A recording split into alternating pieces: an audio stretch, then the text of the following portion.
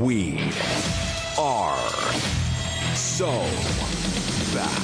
Iceman Isaac with a huge play. This is the Call of Duty Endowment Bowl 6, presented by USAA. Anything's possible. Tune in directly following Call of Duty Next on September 30th. 10 military branches, 3 nations, going head-to-head. The U.S. Air Force falls out of nowhere in Call of Duty Warzone for the Code Bowl trophy. Tons of epic viewership rewards. And beta codes for Call of Duty Black Ops 7. Y'all were cooking. Don't miss which branch takes Verdansk with your favorite Call of Duty creators. Who will be crowned the Monster Energy MVP and the Corsair Solo YOLO champion. We're celebrating more than 150,000 veterans placed in high-quality jobs thanks to your support. Don't miss the competition, the rewards, the mission. Tune in to the Call of Duty Endowment Bowl 6, presented by USAA on September 30th. Hello and welcome to Call of Duty Endowment Bowl 6, presented by USAA. USAA is proud to continue their long-standing support for Code Bowl as presenting sponsor for the 5th event in a row, bringing some of the world's best Call of Duty streamers together to battle it out with servicemen and women across the UK, United States, and Canadian Armed Forces. Thank you, USA, for making Code Bowl 6 possible. In order to deliver the most high-quality experience for viewers, this broadcast has been pre-recorded, but all gameplay was captured in real time and is full of high-action moments. Speaking of which, it's time to get it started. Let's get right into our team introductions. Please stand and remove your hats for the United States National Anthem and remain standing for God Save the King and O Canada.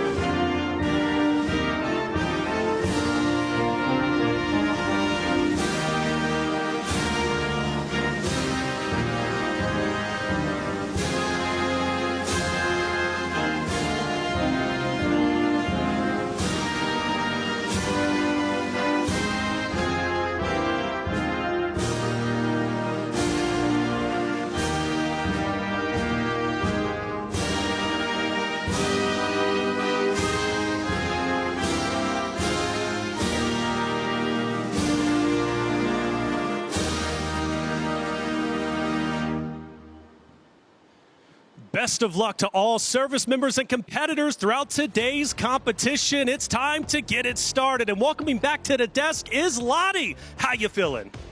Thank you so much, Reflections. I am beyond excited to be here for Code Bowl 6. And joining me here, I have two very talented, very good-looking, incredible casters, Spider, Tiff, and Goj.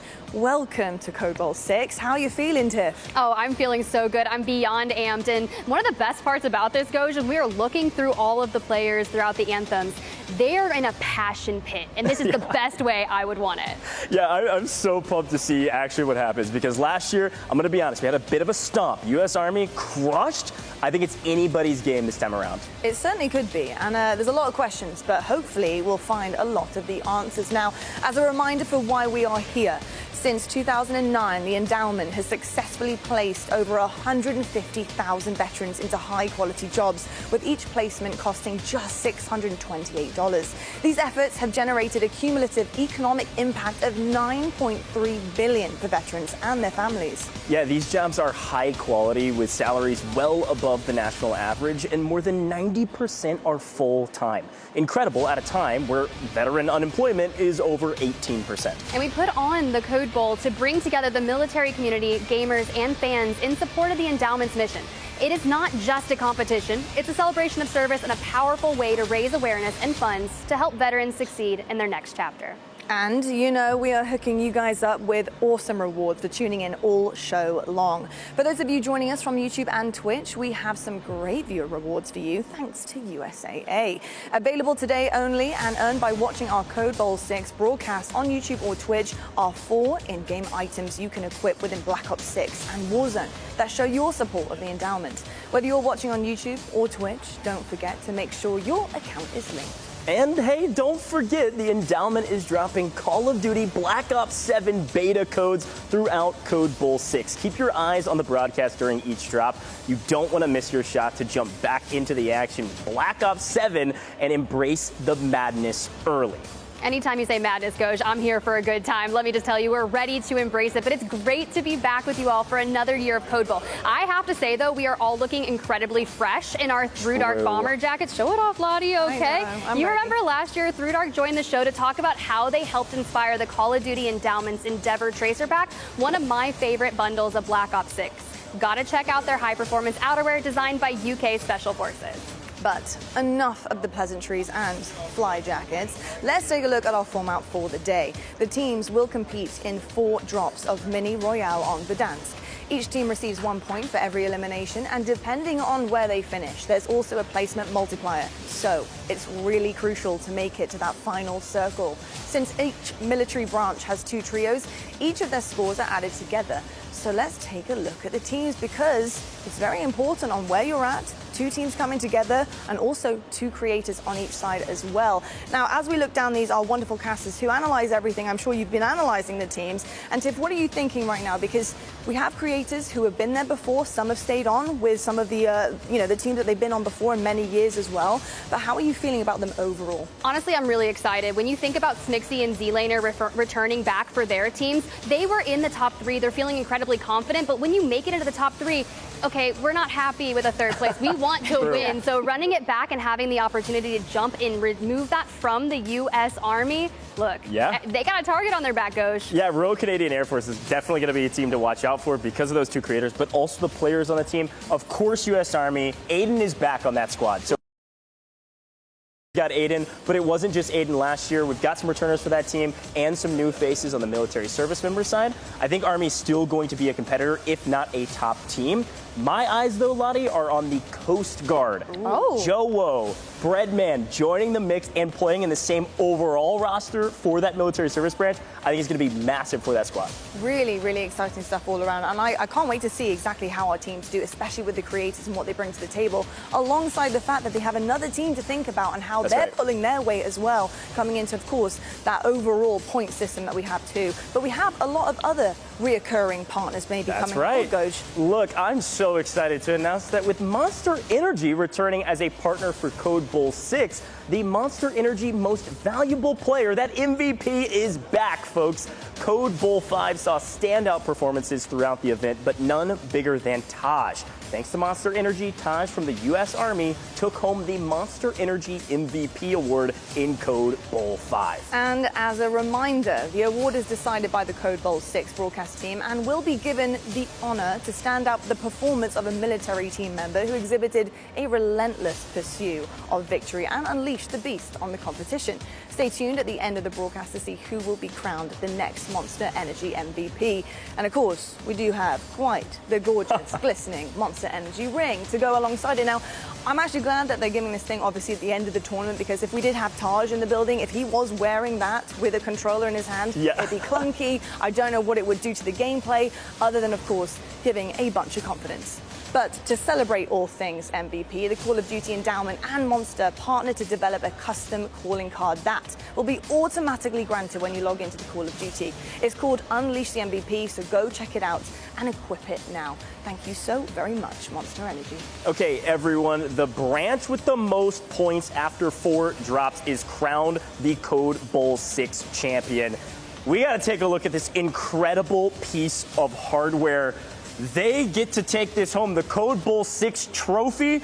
Tiff, talk to me about this thing. I mean, good grief. The best part about this is, as you saw the highlights at the top of the show, everyone hoisting it up. It's a moment of all that hard work has definitely paid off, and celebrating with your teammates, it's just something that's very unforgettable. So I love that we have that here. But stay tuned for the reveal of the Endowment's Black Ops 7 launch pack with a special interview and first look. It's going to be epic, and you won't want to miss it.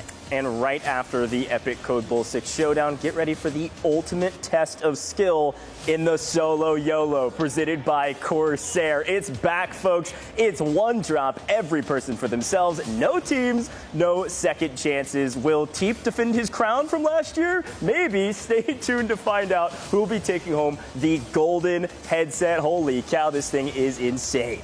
Gorgeous. I got to say, golden ears, that's what I want. I don't know, I might have to jump in there into that room and overtake a setup, because those are gorgeous. I love a bit of gold, me. So to have that in a headset is amazing. Tons of things that these guys can get their hands on. We've got the Monster Energy ring. We have the overall Endowment, trophy that is glistening and gleaming. And I will say, if you do find any tiny little fingerprints on it, I know it was Tiff. No comment. I'm just going to go ahead and tell you, I wasn't in there just practicing what it would look like hoisting it. Of course, we were just prepping it for maybe Space Force. Yeah. Oh, you're still doing predictions. Really maybe. I want to talk about some more of those teams while we get ready for this first drop, because I think it's super important to remind people at home that we've been doing this for a while. I mean, we call it Code Bowl 6 for a reason. Like, it's been a while to get to this point, and we've got a lot of history with some of these squads. So if we can, I'd love to pull back up that teams graphic and talk a little bit about them, because of course I've got my eyes on Coast Guard. Tiff, you brought up Space Force. I mean, I think Space Force is a team that absolutely could put up great numbers. The big question in my mind is our military service members. Every year there are standout performances. Last year, of course, with U.S. Army, it was Taj putting up historic numbers in almost any competition I've ever casted over, and we've casted over a ton. So I think they will be the big difference maker. You can see some of those players obviously on your screen right now. I'll be looking out to see who top frags for their team, because you got to remember it is 2 full trios combined. That's the way the score is tallied. It's very different from other competitions. Yeah, it makes it certainly very difficult having to keep track of your other team. Ultimately, those come together, so you have to be doing things on the same page, but obviously on different squads.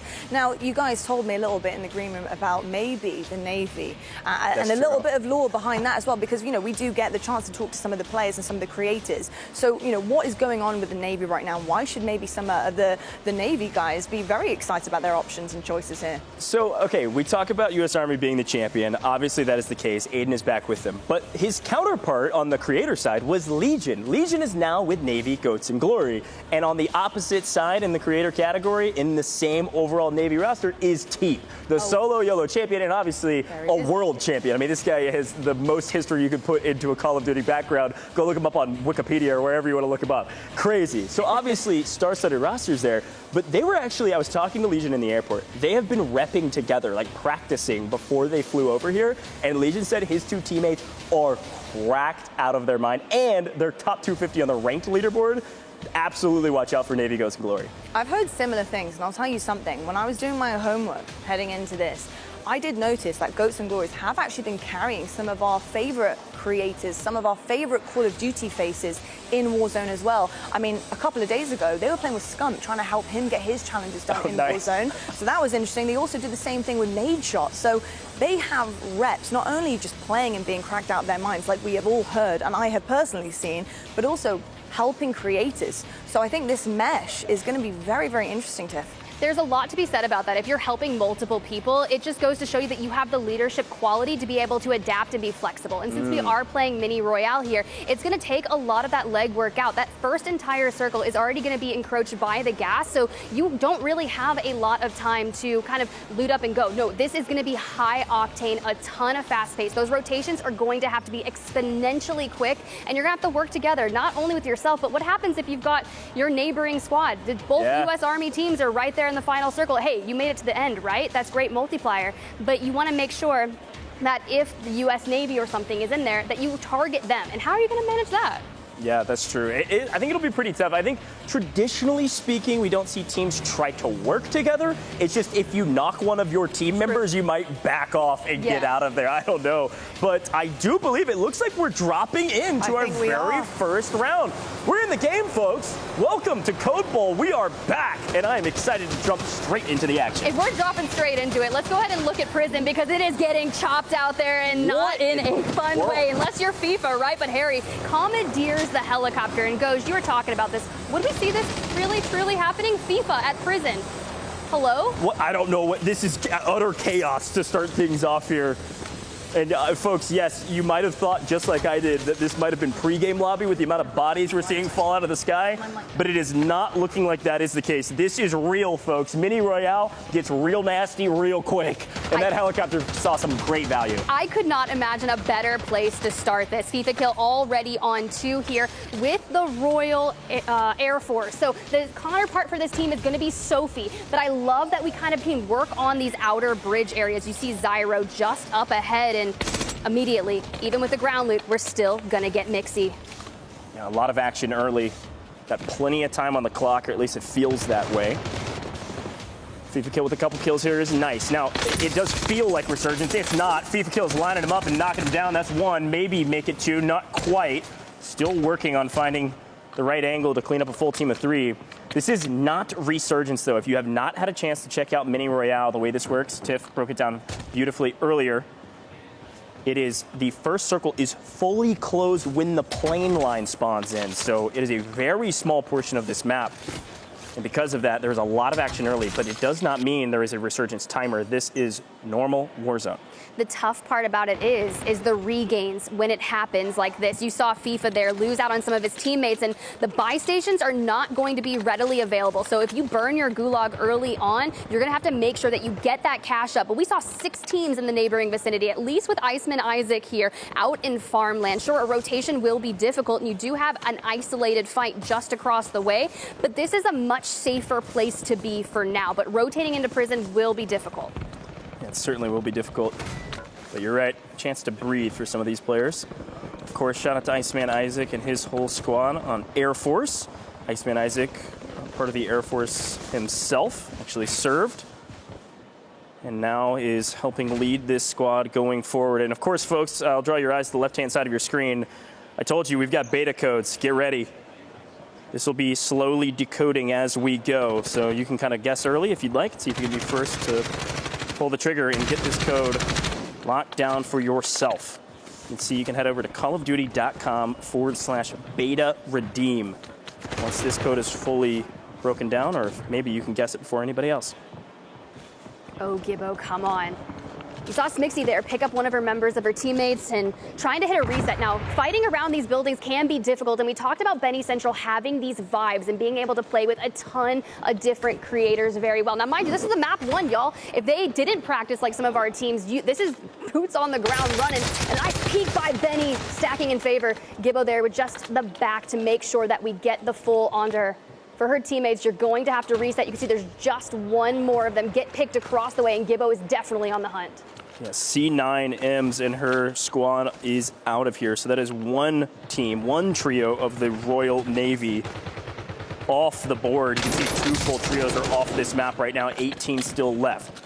overall looking pretty solid on the side of Mini Central and Co., but not a crazy amount of kills to boot. This is kind of a strategy, high risk, high reward. You want to land in the thick of things, you want to land in the heat, you want to land on the outside and work your way in. Here they go, getting caught in rotation. We talked about these rotations being difficult out of farmland. Something to note about the return of Verdansk is these end games are so incredibly open, and I don't see any smokes in the pocket, but at least we do have the heartbeat sensor to kind of maneuver around. But honestly, those bullets are going to tell you more than you need to know.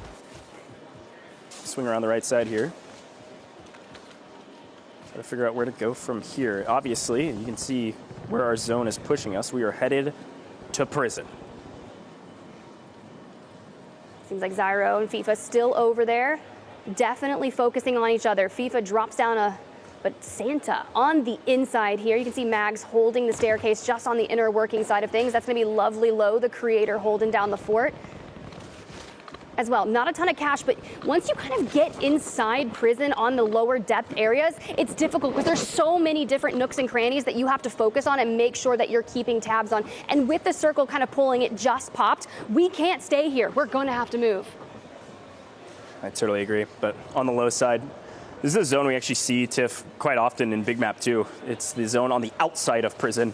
Everybody will have to rotate out eventually. Here's a look at it. Thank you, Mr. Production and the team behind the scenes. Holy cow. Look at Team 19. They have set up mid-zone, ready to rock and roll, playing the late game. And here's a look at them. Insane. This is Breadman. We were talking about him, Coast Guard. They're playing for the win. And it looks like they've got the tag of the bakery. Yeah, basically, Breadman. I don't even know how you got the bakery on here.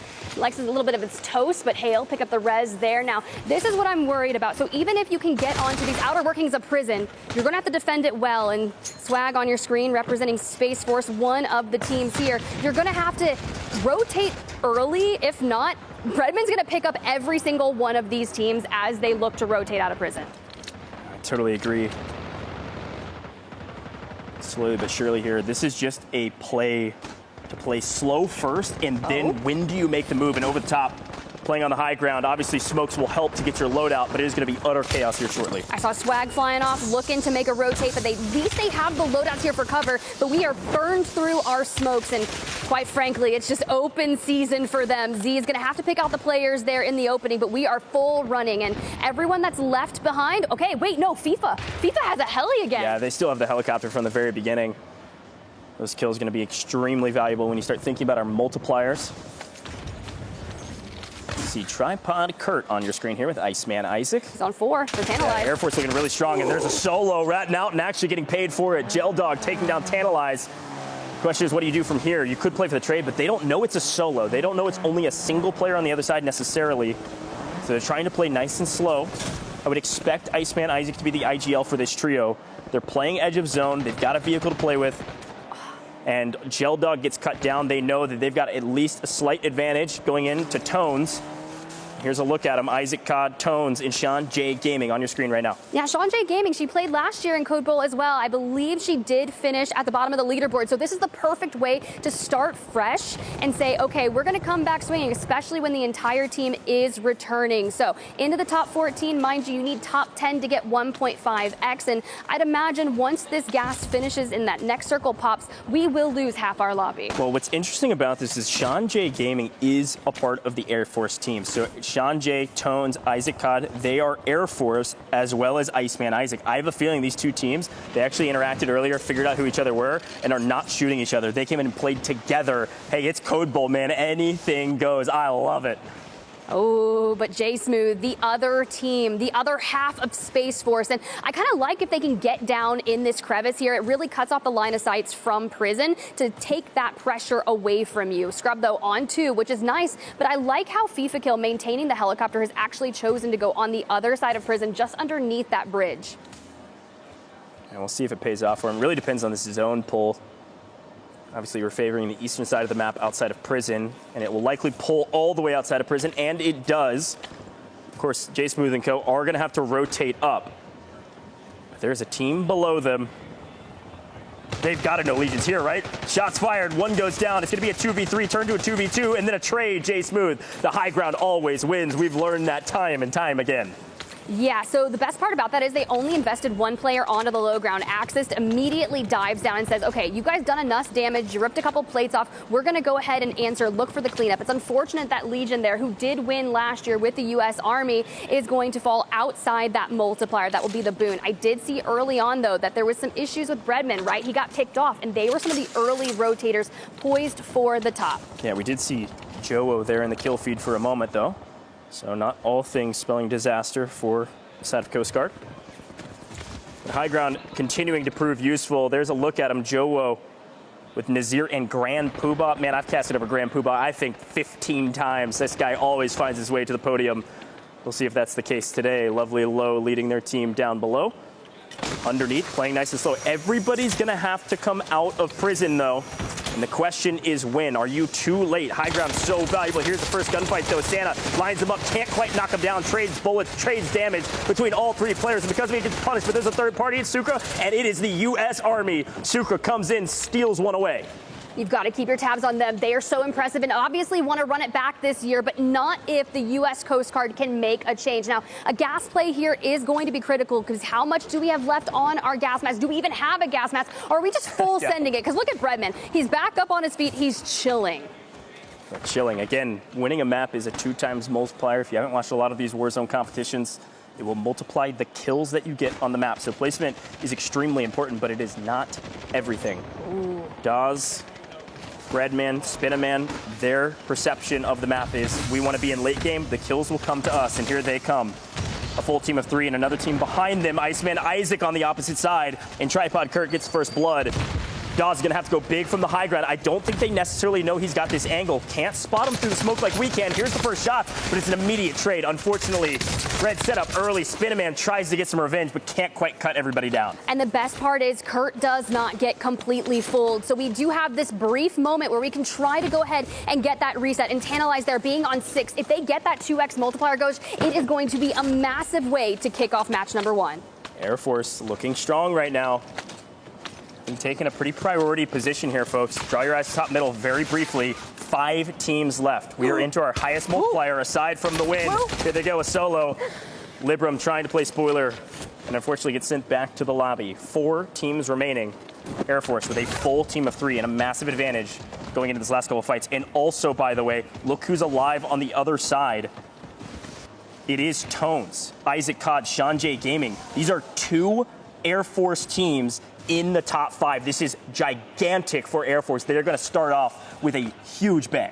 This is going to be challenging because they have to pull towards the center. And Isaac is going to have to leave this rock, albeit just a little. But you do have Iceman Isaac on the cross. Now, outplayed. I love that he's over there prone. There's a good chance that he will have to crawl. And the moment that he stands up, he's going to have to meet Kurt on the opposing side. But I think Tones right now realizes that unless we do something, we can take a 1.5x, we can take a 2x, but we got to make the move. And Iceman Isaac actually in the side-by-side opens things up first. Ooh, Outplayed actually picks up 1. Outplayed actually picks up almost 2, but Tripod Kurt does clean house. And then here's the cleanup. Air Force on Air Force violence to wipe the rest of the lobby. Air Force on top, Air Force in second. Air Force is going to be at the top of the leaderboard. There is no questions about it.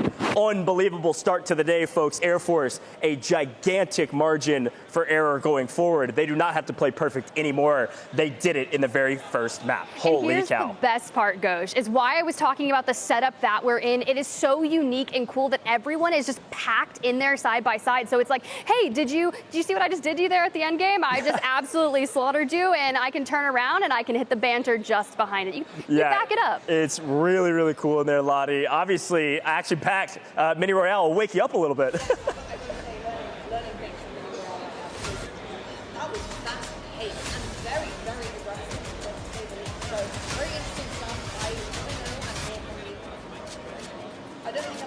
Well, I'm going to echo everything you said, Lottie, because what you were saying is perfect. It is very fast-paced. It is very aggressive, and the pace of play is surprising for a lot of people at home. A lot of these players have played a ton of Warzone. Mini Royale is a totally different beast. Yeah, especially if we're going to start things off going immediately towards prison. I was not anticipating the fact that we were going to immediately see someone in a helicopter just dropping it down, chopping them up. I'm back. I'm actually back. Hi, guys. What's up, Lottie? Welcome. Yeah, unbelievably fast. I blinked and it was basically actually over, which Yep. I couldn't believe. I love the aggression. I think it's really interesting also seeing what a couple of players are doing when they're solo on their own and the decisions that they're making. Right now, yeah, it was the first drop. I know that they've got a few things to learn, but it's tough out there. It's just not the same as playing on a big map, so they're going to have to really think on their toes. I think the other thing for me is the fact that Air Force was just so elite. And we didn't talk about working together because that's not really the aim of the game, but who would have thought both of them, first and second place, coming out on top? Also the kills to boot as well. A really impressive start from them.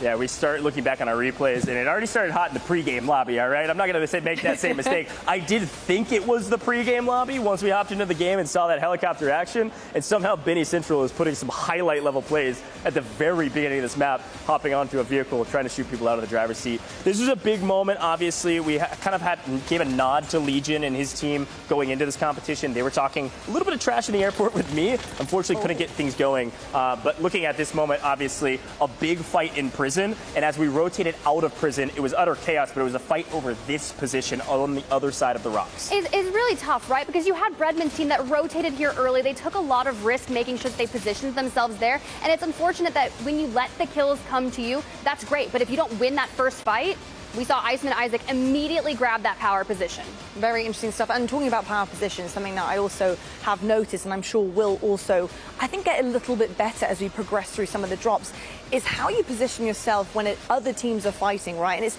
coming into a situation where you are pushing like prison, like we saw there. You are weak, potentially. You might have won that fight. However, there could be a team waiting, lurching in the wings to come and push, where you are completely out of resources, where you are weak and your health is really suffering. That's also something that I think a lot of teams need to start to push forward, especially if you're on the outer ring of the leaderboard too. Yeah, it's so funny you say that because I was going to talk about third parties, but in Mini Royale, it's more of like fifth, sixth, seventh parties because it's just non-stop action. And so 100% you got to keep that in mind. Resource management is going to be everything. And it sounds like the race for the helicopter, if our zones around the helicopter, could be a huge value add for your team.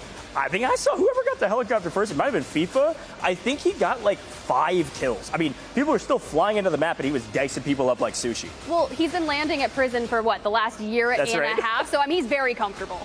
Very comfortable indeed. Of course, we have the leaderboard here for you guys after that first drop here. And Air Force Gaming, of course, they're going to be right at the top because both their teams actually finished first and second. So really, really good stuff from them as well. Any kind of surprises here early on this leaderboard? Because we talked about a few of the names here that we thought would be, pretty aggressive, pretty good from the start and the get-go. Tiff, what are you noticing? I mean, besides from Air Force Gaming there with a 12 and a 19.5, that's where the boons of the multiplier, right? That's a nice 2x and a 1.5. So just being consistent towards those end games since we only have 4 drops. It's kind of unfortunate there when I look at U.S. Army Esports, our returning champs, maybe not the best start for them, but that's okay so long as they turn it around. Yeah, and you got to look at Coast Guard too, right? We saw Coast Guard, that's Breadman, Jowo leading their teams. We saw them playing for positioning, playing for late game, and then we saw them get wiped, and it was kind of like, oh, they didn't put up a lot of points. Well, look at our leaderboard. This is a totally different tournament with a totally different score line. So when you see a team be in third place at 13.5 points, this is the metric for success you're looking for. Obviously, we're looking for a champion, but everybody else is very close to 13.5, but that's kind of your metric of, I had a good game. It's also really interesting to see as well when you're looking at the leaderboard, like you said, the kind of different scores that are coming across from the different teams. You're seeing right now 4th, RCAF game, like the fact that one of them had a 3, one of them had a 9, but that together score is pushing up that leaderboard, which is keeping them consistent and competitive as well. But folks, Coach, I believe we actually have a couple of people we want to chat to. Yeah, hey, our drop one winners are Air Force Game. There's no question about it. And they are standing by with reflections for our squad goals interview presented by USAA. Welcome in to our USA Squad Goals interview. Tones from Air Force taking game number 1 in a big fashion. Air Force, you need a win, okay? There's been a different winner each and every year. Let's talk about it. First and foremost, how's your experience been so far? It's been awesome. Super thankful to the Air Force, Activision, everybody. This has been an amazing experience. Sweet venue. No complaints. So you were in a different Code Ball, a couple back. You now return to this stage. How special is it for you to represent your branch at Code Ball? Oh, I love it.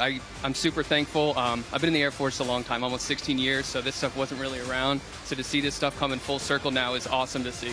Yeah, 16 years is actually quite impressive. And speaking of impressive, farmland. You got to go from farmland over towards prison. Walk me through your team strats as you had to start and ultimately finish with a W.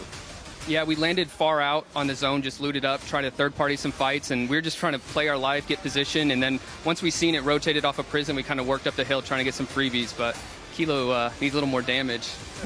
Talk to me about, though, your team. Obviously, you know, you're playing with other service members yourself. You obviously, Sean J., you got Iceman Isaac, a veteran in his own right. Talk to me about your team, its formation, because from what I'm hearing, the Air Force, it's not easy to get on this roster. No, and it's funny. We probably got the oldest roster here. I'm 34, he's 19, and then we got 31 and 34. So we got an old roster here, so we're showing up for the old men. Showing out for the old men such as myself. I'm 33. I can relate. Thank you, Tones. You got to get ready for your next game. We've got 3 more to go. Right now, it seems Air Force might be on top. Let's send it to the desk to find out. Well, that was our squad goals interview presented by USAA. Along with award-winning service, USAA is known for squadding up with the military service members and their families. These guys were really showing out, and squad in drop number 1, Air Force was unstoppable. Apparently, they're the oldest team here. I don't know. I can't. When they said they were the oldest team here and they said 34, I was like, come on, man. Like, I'm shocked, guys. Exposed. Unk status, I guess, Okay. whatever it is. But all right, folks, we know situations can get a little sweaty, and thanks to our partners at Gillette Antiperspirant, we're going to go over a few hot drops throughout Verdansk and give some tips on how to stay cool under pressure. Our first hot drop of the day, we didn't see it in that map, though. Damn. And now I'm sure we'll eventually see it, but it is a favorite for a lot of that high reward gameplay, and getting looted up, but those sight lines are so difficult, Ghosh. Yeah, the thing about Mini Royale is that you oftentimes play a little bit of 4 corners. Every map goes out towards the edge of the map usually. Dam is absolutely something we should see today. And I think the big thing to remember about Dam is the high ground. We already saw how valuable it was over at Prison. It's going to be even more important here at Dam. And there is a heli drop here as well, so could see a pretty similar map to the one we just saw, Tiff. Well, even in the sweatiest drops like Dam, Gillette Antiperspirant keeps you feeling confident, dry, and fresh. So you can focus on the mission, not the sweat. Very, very true. I will say it's going to get very sweaty. And I think Gillette is going to be the only ones to power us through this, because from what I saw from that drop number 1, it's going to be so incredibly aggressive. I can't wait for it because I live for the kills. Personally, I love it. I love that risk.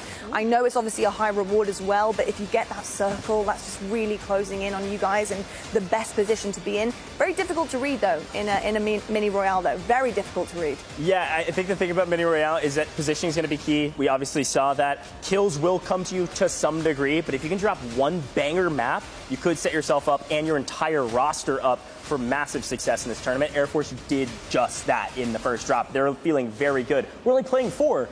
A quarter of the way done, and they already have 30-plus points. What are we talking about? They're feeling ever so good, and so am I, because we have plenty more drops coming your way. We'll be right back, folks, with more Code Bowl 6. USAA serves the military community and their families with the unrivaled support you've earned. Monster Energy.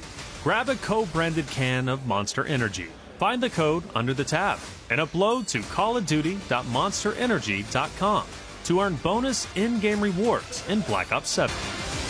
Experience the world of Call of Duty with Corsair, the official gaming hardware and peripheral partner of Call of Duty and Call of Duty Endowment. Visit Corsair.com for more information. Gillette Antiperspirants proudly supports veterans through the Call of Duty Endowment. Enjoy 72 hours sweat and odor protection. Starting November 8th, Pilot will be partnering with the Endowment for the 7th year in a row. You can round up your change in store at checkout, with 100% of net proceeds going to the Call of Duty Endowment. Through the partnership to date, Pilot and Endowment have helped over 8,000 vets gain meaningful employment. If you head into any Pilot or Flying J location, you can join in on the fight to help get our veterans back to work.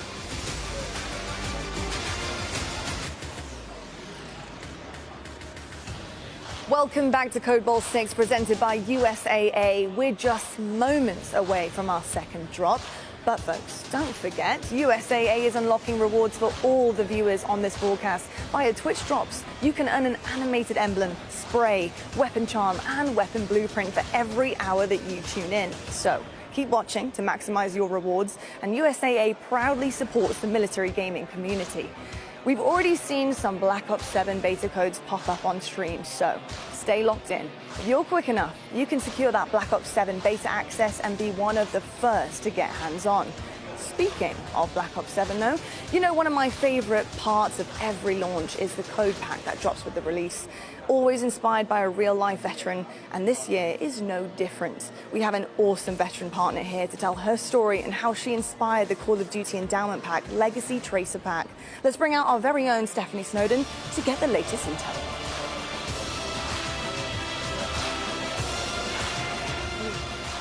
I'm here now with Danielle Green, a U.S. Army veteran and Purple Heart recipient who partnered with the Call of Duty Endowment to develop the latest pack for Call of Duty Black Ops 7. Danielle, welcome. I'm so excited to talk to you and talk about this pack. Thanks, Stephanie. And hey, everyone. I'm honored to be here today and tell you more about the Call of Duty Endowment Legacy Tracer Pack launching November 14th in Call of Duty Black Ops 7. So first of all, I just need to say, much like you, this pack is absolutely badass. So what can you tell us about, bringing those elements to the design? There is a long lineage of female combat veterans that I'm proud to be a part of, and this pack is a legacy to their service and my own. All right, let's take a first look at the pack here. So Danielle, tell me a little bit about how this collaboration with the Call of Duty Endowment came about. Absolutely. I'm connected with the Call of Duty Endowment through Open Bionics. They are a world-class leading robotics company. Their mission is to make advanced prosthetic arms accessible to amputees across the U.S., veterans and civilians alike. I'm proud to be wearing one of their designs today.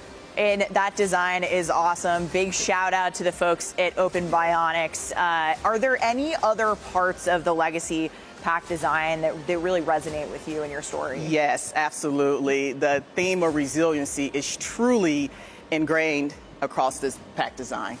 Absolutely. Danielle, you are an inspiration to us all, women warriors out there. There you have it, the very first look at the Call of Duty Endowment Legacy Tracer Pack. Be sure to get the pack when Call of Duty Black Ops 7 launches to help us place more veterans into great jobs. We cannot do what we do without your support. And thank you, Danielle, for joining us today and continuing to serve. Thank you, Stephanie. All right, let's get back to gameplay.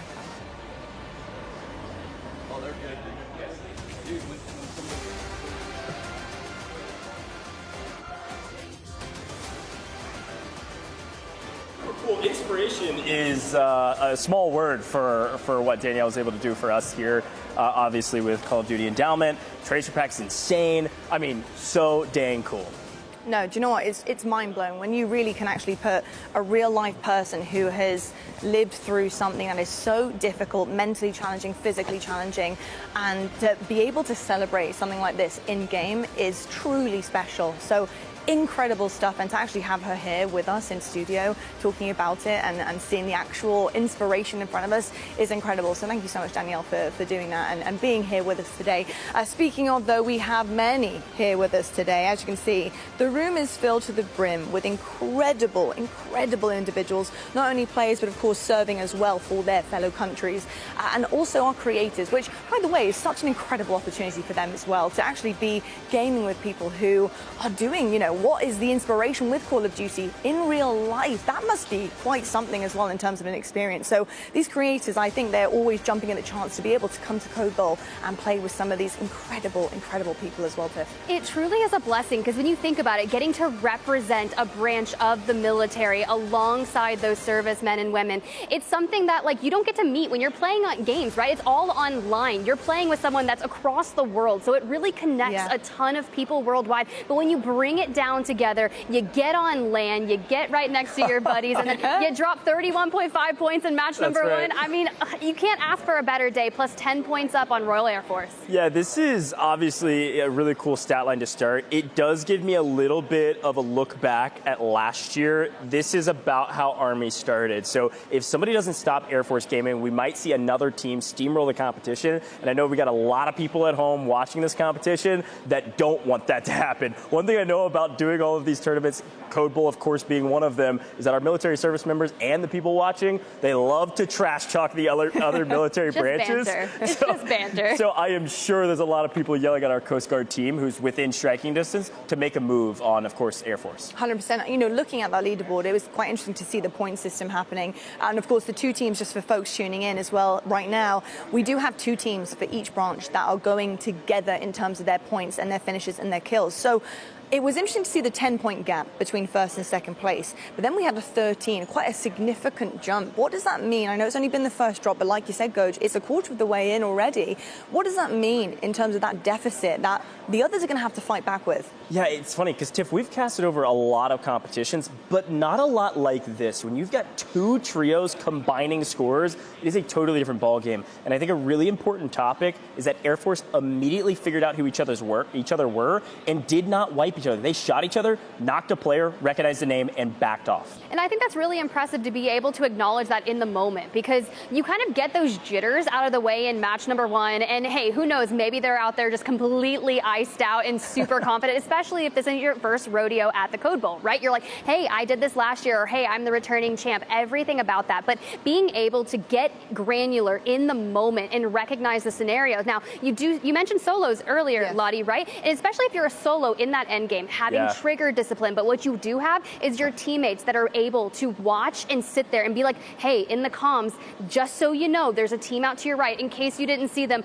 go for it. Or maybe just watch out for them. Indeed. Actually, it's funny because, you know, in the situations like this, when you do have somebody who is caught off guard and is solo in those situations, it's like, well, do you just go for a trade? Is that the best you're going to get? Another point on the board, another point in the system? Or do you survive? Do you try to wrangle a win with a team? It's very, very difficult to do so. It is very difficult, but as we see over the shoulder of a good friend of mine, Zach the OG, it looks like our game has started, folks. Thank you so much for hanging out with us because we've got another game in front of you, folks. We've only playing 4 today. We know how fast these can move.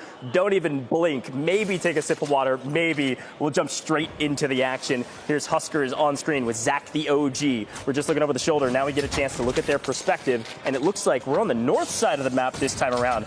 Military base. I was going to say, we didn't get to quite go to Dam, but that's all right. It's very fitting that we're going to military base because later this week you will see the World Series of Warzone, and Huskers is representing that COD Unity team and has a ton of experience on this side of the map when it comes to those drop spots. So not necessarily the same crazy action that we got with the helicopter at prison, but playing off the high to low ground disparity on these tents here, I think it's great, but we've got to keep an eye on the U.S. Army esports. Yeah, if we get a chance, I'm sure we'll pull up that map feed and take a look at the overall zones as well. Of course, reminder, when you see teams being wiped in the kill feed on the left-hand side, a lot of action, but there is Gulag, so one of these teams will be headed to the Gulag and trying to win their ones. Get back onto the map. We'll look at military. Zach trying to get a hop up just to get some info and then try to make this fight a fight that they have a clear advantage in. Mills, Huskers, Zach the OG. This is a really strong team. Let's see what they're going to do. Found an angle. Takedown one. Huskers is moving and grooving. Huskers does not care. That is Duke Dennis. That is Sucre down. That is one team of the U.S. Army esports. Well, you can see Zach here just kind of completing the sandwich, looking for the final member, and he's just above them. At least we know that. But for Mills, he's kind of trying to lay that trap to make sure there's nowhere for them to go. Prone is the answer, and he actually catches Mills off guard. Now he's got a 1v2 situation, but Zach and Huskers will work together to make sure we clean it up. And you can hear him. That's when you get loud. You're like, I just did that. Yeah. Hey, the Marines, obviously on your screen. Zach has been a part of this competition for a very long time. You saw him in the highlight reel, even in the promo for this event. We'll check in with him later because we got to check in on the outside of the zone. This is over on the side of Quarry as Z-Laner and co are trying to rotate in. Something we always see in Warzone, even in Mini Royale. Vehicles are going to be a huge advantage for rotations and even some team fights. Well, they definitely got ahead of that one, but back to the bunker we go. Breadman, you saw him in that endgame situation, but Benny with the vibes, Benny with the drives, takes that for a minute, crunches Bread. That one hurts, Benny. That one hurts. Hey, I like it. Keep it going. Benny Central is really exhibiting the true form of double tap right there. Runs over one, backs over the other, and then runs him over for good measure. Wow, Benny didn't have to shoot a gun, man. That's crazy. Well, he's got the homie, and now we're going to keep on rotating. Elsewhere, Apollo finds some damage onto Space Force, and this is going to be a nice 3-team battle. At least you're able to get the reset, because a lot of the buy stations, once they redistribute them, it's all out in the open. So the fact that we get that and are immediately able to go scout, because how are you going to be able, unless you've got a ton of lethals to take down Benny? Benny's out of there for free. Benny Central, of course, British Army. On your screen, you can see that BA1. That's British Army 1. His counterpart is Westy, which I don't think we've seen too much of yet. Not sure they know exactly where each other are yet. But a pretty good map for them thus far. It looks like Gibbs got 1, Jibbo's got 1, and Benny's got 2. So a nice little start here. The battle for the bunkers starting off pretty hot. A couple teams trying to figure out, should we just hang out here? This is maybe where end zone's going to be, out on the runway in the bunkers of the military base. I guess it's fitting for Code Bowl here, Tiff. Well, here we go. The battle of the bunker. Here we come, the equipment. And honestly, we just missed it out, but MZ gets caught in the doorway. And just like that, you've got a full wipe going at the hands of Maddie and Ixie. And they did so brilliant there. But elsewhere on the trees, Jowo kind of has the building here, and Azir down on the bottom, making sure that no one can get into his building. But honestly, with CRN, there's only so much you can do here because it's so open. And with no smokes, you really have to rely on the land or terrain around you. Teep is our solo YOLO champion last year, lucky by Corsair, and he is looking to this time win the Call of Duty Endowment Bowl, and then maybe also win the solo YOLO. That would certainly be a feat. I don't think he needs more feathers in his caps, but he's trying to get more of them right now. Nazir down, unfortunately. As much as we were touting their skills, Coast Guard loses a full trio, and I believe that squad might be fully wiped. We'll double check that here shortly. As you can see, already down to 17 trios left on the map. So we lose another. Huskers has picked up the helicopter here in military base, and they're looking pretty stout. Waiting on Zach the OG to get out of the gulag. That's that skull in the bottom left-hand corner of your screen. Potentially should get out of it here shortly. Maybe they will eventually go for the buyback. If not, see Sean J Gaming off on the other side. And of course, something to watch out for, but patience is a virtue here for Huskers and Co. Yeah, I was looking for the ideation behind what we were doing with the piloting of the helicopter and where we were going with it, because we are in that next circle. I was curious if, hey, maybe we're going to take the entire team up onto the roof. We do have the helicopter for cover, but we talk about vehicles all the time in Verdansk, the importance of them, not only for the rotations, the resets, but you're already on 3 kills. Zach, unfortunately, will lose that gulag over towards MZ. So what does that reset look like? Because it is exponentially more difficult in Mini Royale. Likely we're floating for a while. Oh, quick look at the map view here, folks. Obviously, we are headed to military base. Certainly fitting for Code Bowl and a chance to figure out who is going to be the champion of military base in the Call of Duty Endowment Bowl 6. Looking at our teams, number 9, that's going to be Huskers.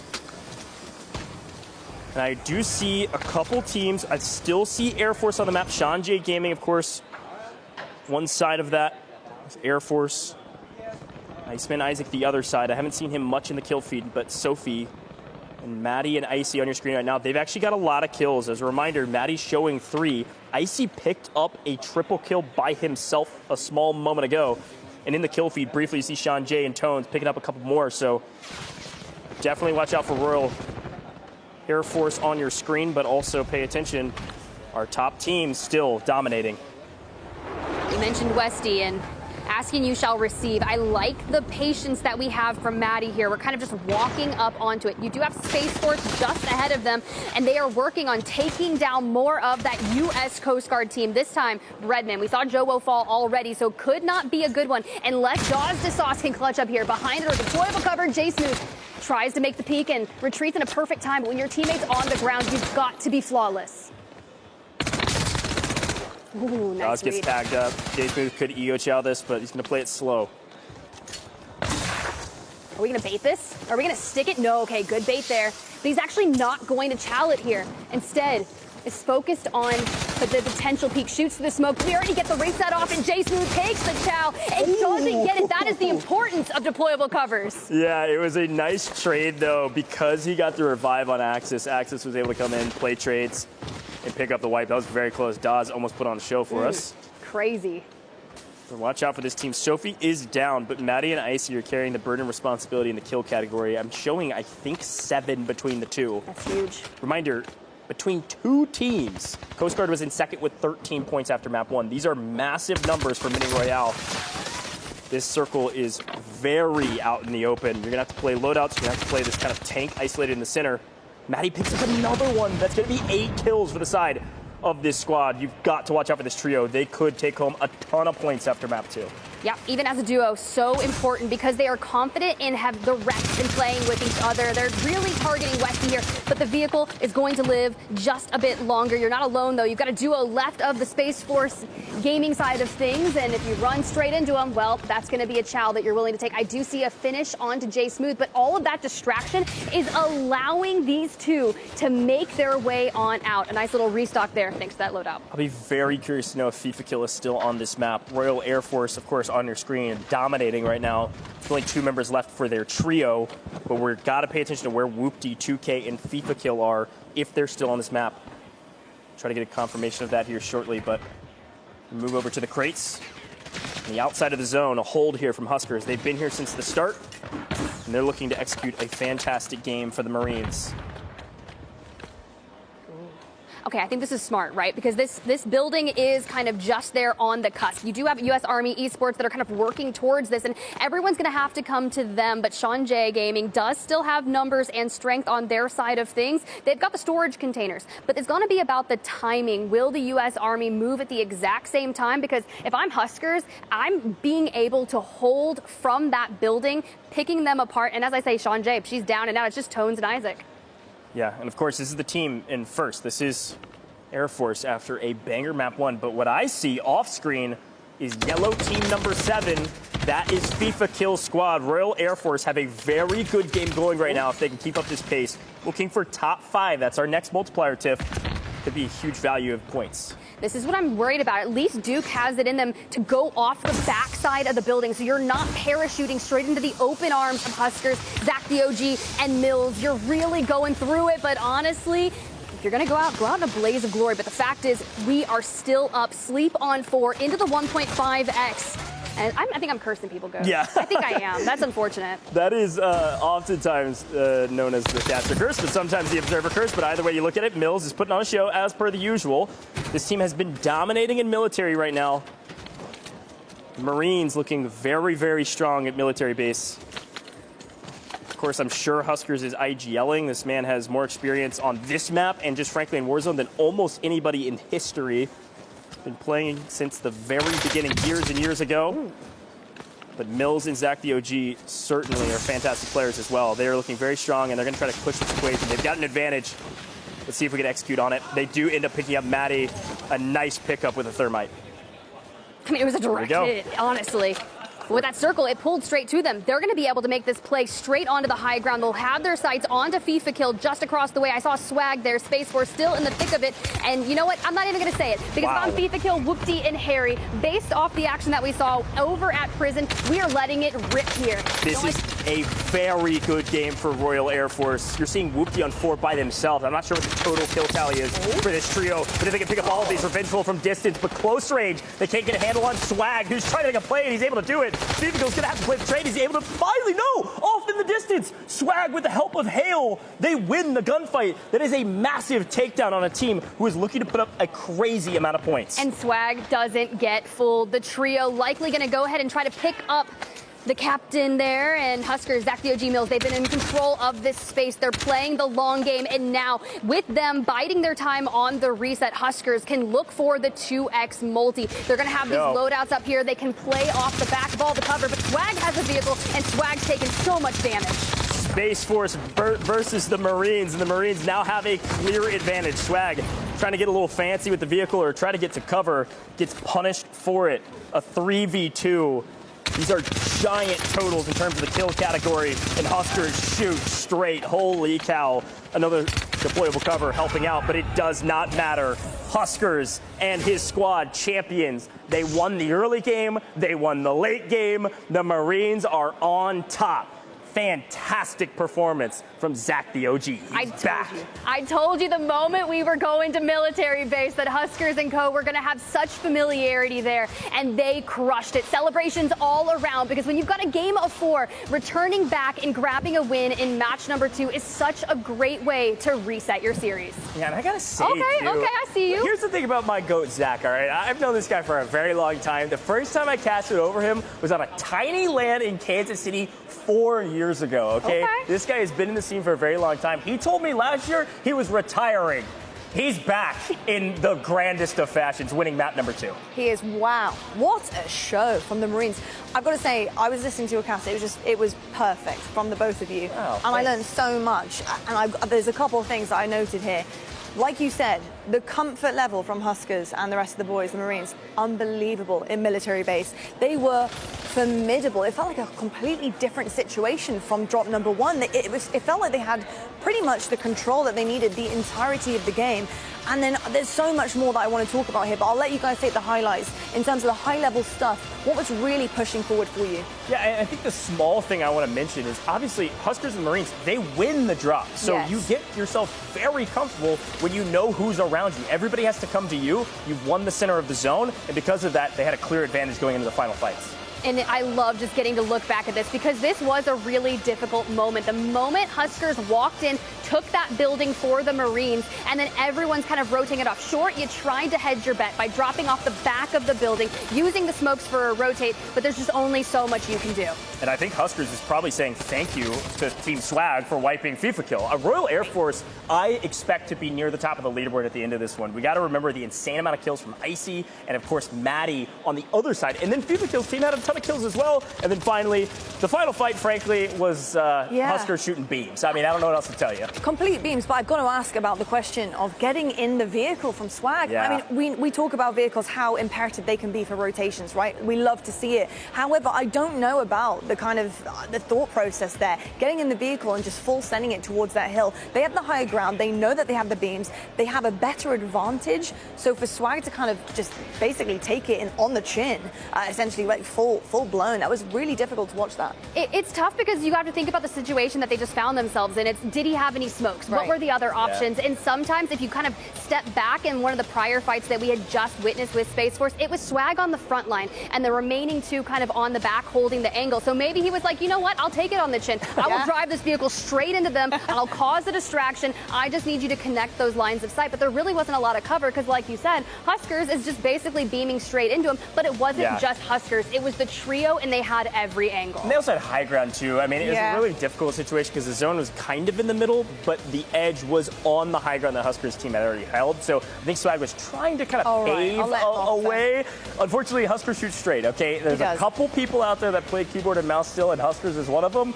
And sometimes it has a small advantage in some of these long sight lines like that. So you can't count them out. I'm just saying. You can't count them out. Yeah, incredible stuff basically from all of our squads here. But I've got to say, the Marines, they are starting to climb up the leaderboard. Very impressed with what I saw.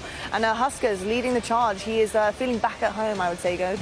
Yeah, back at home. I mean, Verdansk is quite literally his home. I mean, he and Swag got their start, obviously, the very beginning of Warzone. But a lot of these guys, Zach the OG, we were just talking about, our military service members, they've been playing since the beginning, too. I think everybody's feeling at home back on our OG map. I got to ask a little bit about, the approach, especially now we're halfway through, had the second drop. What would you be doing differently if you're some of the other teams that are kind of just trying to pick up the pieces, they're slacking a little bit? What are you noticing, especially early game, Tiff, that might make a massive difference from how they're even approaching it? Yeah, so basically in match number 1, that was pretty difficult, right? Because if you're all landing prison, it's like, okay, maybe I'll take this little spire for myself, or maybe I'll go for the helicopter. But when you have match number 2 and you kind of open it up a bit more in terms of land and what you can do is, yes, you've got military base, you've got the tense fights, you've got the bunkers, but we're noticing those people that are fighting it out for the helis, and Huskers grabs it that time and commands a lot of space with it, because if you can have that pressure kind of lifted off you by saying, hey, I'm going to have easier rotations, I don't have to worry about that, I can just pick and choose my smart fights and not get caught up in kind of the encompassing multitude of those 4th and 5th parties. Yeah, well, the thing about Mini Royale, again, I said this at the top of the show, it is all adapting. It is all thinking on your feet. You do not had designated drop spots. You're not like, hey, we've been repping this spot. We've been repping hospital for the last like half a year. Yeah, true. This is totally thinking on your feet. They drop early, they win the POI, and because they won the POI, they had the advantage start to finish. Let's take a look at our leaderboard though, and woo, this is just from game 2. Marine Corps Gaming put up 35 points. It's massive. I knew it was a lot. I didn't know it was quite that much. They had, it looks like Alpha, which is Husker, Zach the OG, who won the map. They had 13 kills, which in Mini Royale is insane. 2x multiplier, that's 26.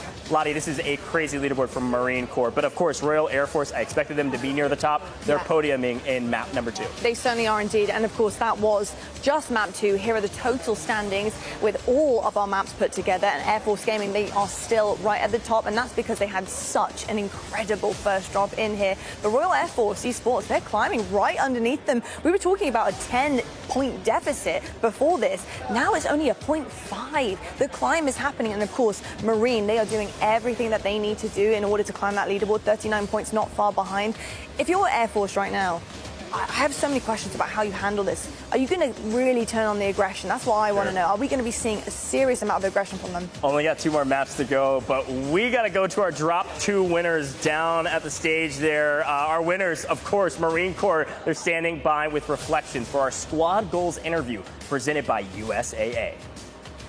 And welcome into our USA Squad Goals interview. The Marines get it done, and Zach the OG is on top. The OG, when it comes to Code Bowls, retirement, it didn't happen. You're back. What happened? I was done playing at the end of last year. I had a kid coming. I didn't want to dedicate the time. I have an amazing wife. Shout out her.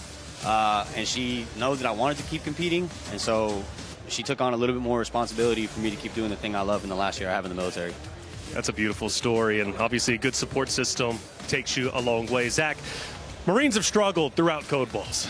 You guys are overdue for a win, as far as I'm concerned. You won the last game last year, but still far away from Army, who ended up taking it all. What makes this year different, and what do you think your chances are to maybe take Code Bowl for the first time?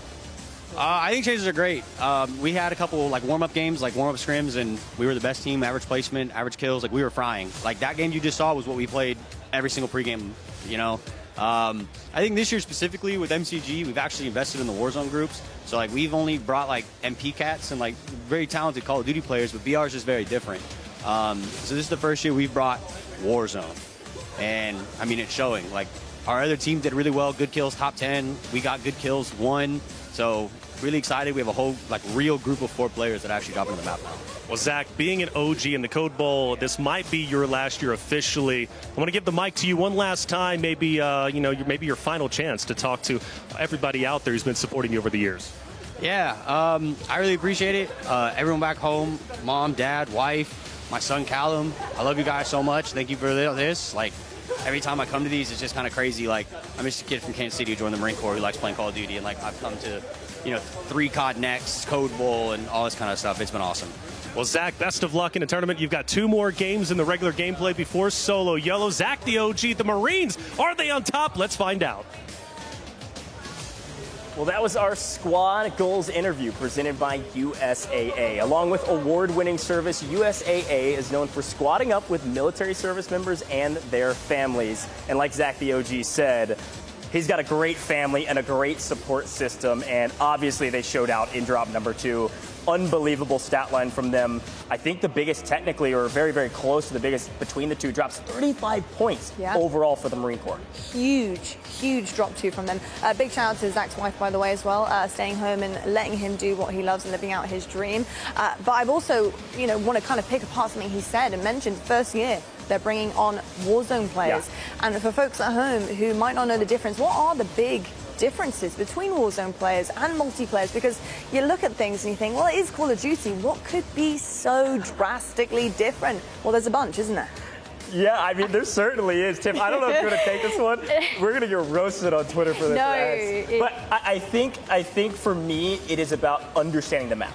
Yeah, I think that's true because, I mean, look, multiplayer, it's reading the spawns. It's being able to kind of work cohesive in like such a fast-paced environment. With Warzone, it's understanding rotations in the competitive setting. Where are your biggest competition? What spots do they like to land? Am I going to hit them on rotation?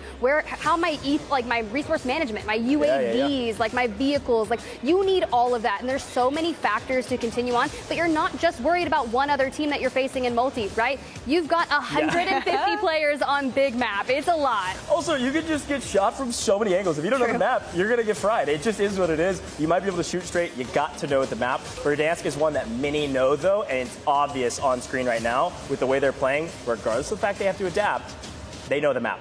I'm hearing great at multitasking, good at reacting on the fly, and multiplayer is, you know, systems, it's organization, knowing exactly what's coming, when it's coming, and being able to do that.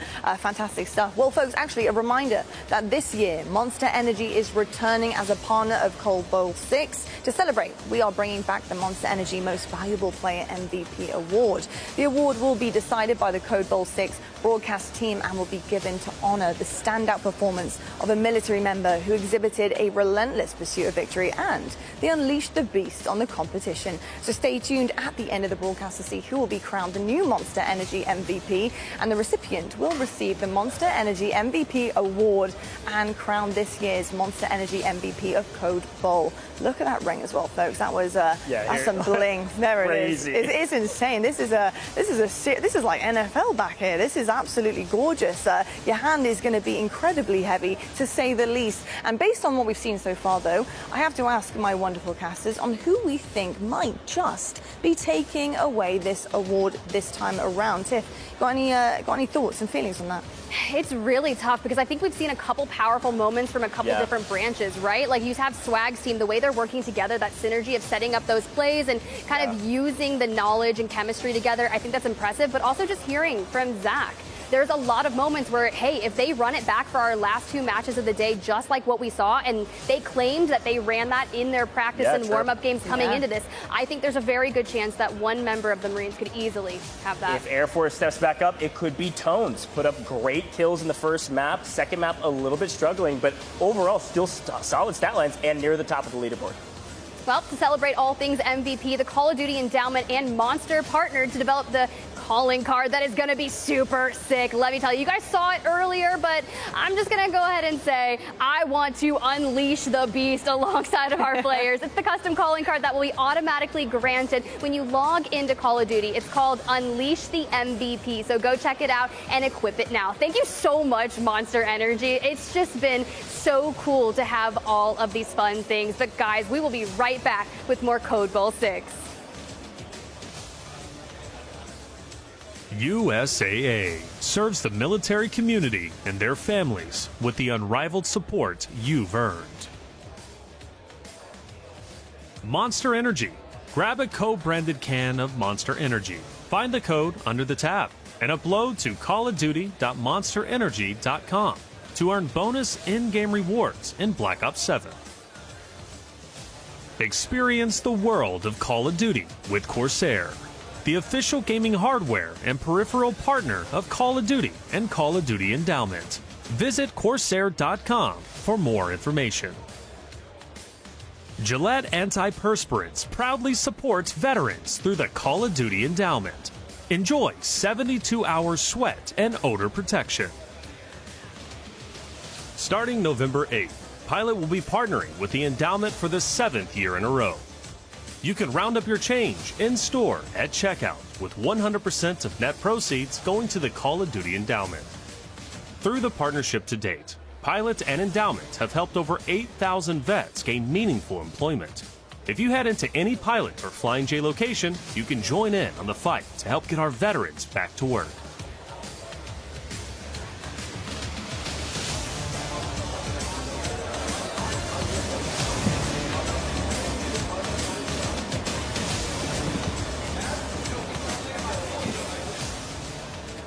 Welcome back. We are almost ready for our next drop. I am so excited for this one. Yeah, me too. But honestly, before we get into that next drop, I do just want to say that I love these Through Dark jackets. They are super cozy. And honestly, Lottie, come on, work it, girl. I see what you're doing. Yeah, give us the full gamut of it all. Oh, here we are. a moment for the jacket. So shout out Through Dark, seeing the hosts and, you know, some of the captains geared up in matching Through Dark Code Bowl 6 jackets really ties the event together. Feels like one squad, one mission, all here to support the Call of Duty Endowment. Reminder to go check out ThroughDark.com for more awesome gear designed by UK Special Forces. I heard one of them even climbed Mount Everest this summer, which is kind of insane. Yeah, it's insane. Well, a reminder for those of you that are just tuning in, the teams will now compete in, of course, 4 drops overall of Mini Royale on Verdansk. Each team receives 1 point for every elimination, and depending on where they finish, there's also placement multipliers you can see on your screen now. So it's really crucial to make it to the final circle, of course. Now, since each military branch has 2 trios, each of their scores are going to be added together. And I want to take a look at the standings before we go into our 3rd drop, because this will set the tone. We are only playing 4 games. And here's our scores as of right now. It is very close at the top. It's incredibly close. And I think something that I love about the system here at Code Bowl with the multipliers is, yes, you want to finish first. Don't get me wrong. And it's fantastic. It's a great feeling. But you need to be aggressive. You need to be getting these kills. You need to be going for these chows. That's so important, because what is the point of sneaking a win if you don't have any kills to your name? What does the multiplier do? Not much. Not much. But honestly, to get 46 points after 2 matches, and we have just a half a point separating Air Force Gaming and Royal Air Force Esports. At this point, we can see Air Force unstoppable, but now I feel like we got to start turning the competition between the Air Force Gaming and Royal Air Force Esports. Yeah, and Marine Corps, you got to remember, they put up 35 points in game 2. That means their first drop, they put up 4. That's between 2 trios combined. Crazy. The question I have is, of course, can they stay consistent? After a game like that in the first round, they rally back and put up a crazy number, 35 points. Indeed. I got to say, I love consistency, but I love disruption as well. So I'm hoping to see somebody crawl back into the mix. I think that's going to be really fun to witness. But thanks to USAA, every hour that you watch this broadcast earns you more rewards through Twitch drops. We're talking an animated emblem, a custom spray, a weapon charm, and here's my favorite, the weapon blueprint. Stack those rewards just by staying locked in. Big shout out to USAA for backing the military community. Yeah, hey, and operators, stay sharp. Black Ops 7 beta codes are dropping right here during Code Bowl 6. You've been seeing them on the left side of your screen. Be ready to lock in, claim your code, and deploy early into the fight.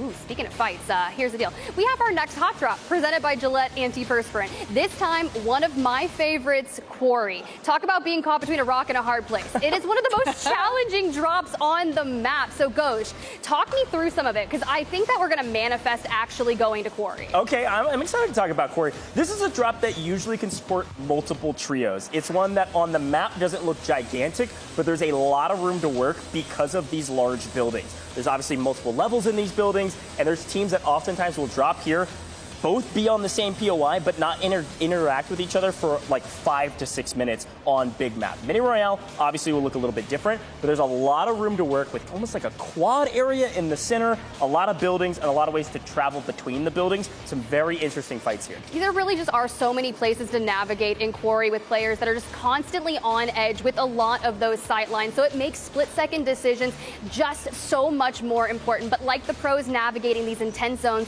you do have to stay cool under pressure. That's where Gillette Antiperspirant comes in, keeping you feeling fresh, confident, and dry, even when things get heated. Speaking of getting heated, I want it to get heated right now. We talked about the consistency a second ago. I want the disruption. And talking about the hot drops that you guys just wonderfully analyzed for us, do you think we're going to be seeing a couple of the teams that are really trying to scrape the barrel with points here, dropping into places that are going to be incredibly risky, but because they desperately need those rewards? High risk, high reward versus slow play the edge of gas. It's something we always talk about with Warzone. Certainly will come into play with Mini Royale as well. There is, yes, a smaller map, but it is still a map that you can choose to play a little less risky. If you're at the bottom of the leaderboard, we only have 2 maps to go.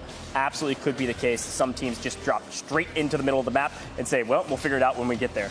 I actually like the fly by the seat of my pants kind of vibe, right? I mean, what do you have to lose? If you're only looking up, this is the best time for you to get mixy. It's not the final drop. Who knows? We've seen 20-plus point games, and that'll get you right into the mix, especially if you do have a 46-point, a 45.5 right at the top two. Yeah. It really is a lot of room for improvement. You just need that 25 to 30-point game. All right, calling you guys out. I've got to know, who are you saying?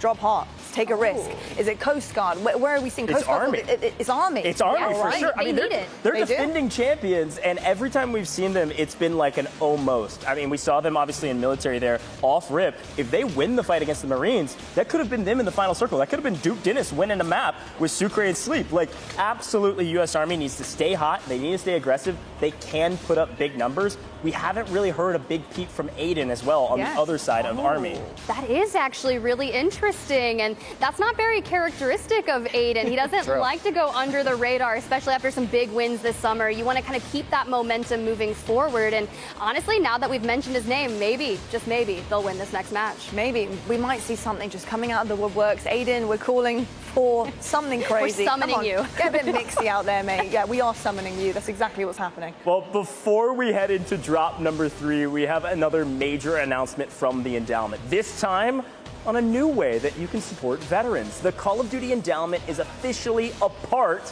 of Lyft's Roundup and Donate platform. Just open up your Lyft app, choose the Call of Duty Endowment as your charity, and round up your fare to help place veterans into high-quality jobs. It's that easy to make a difference and turn every ride into a mission for good.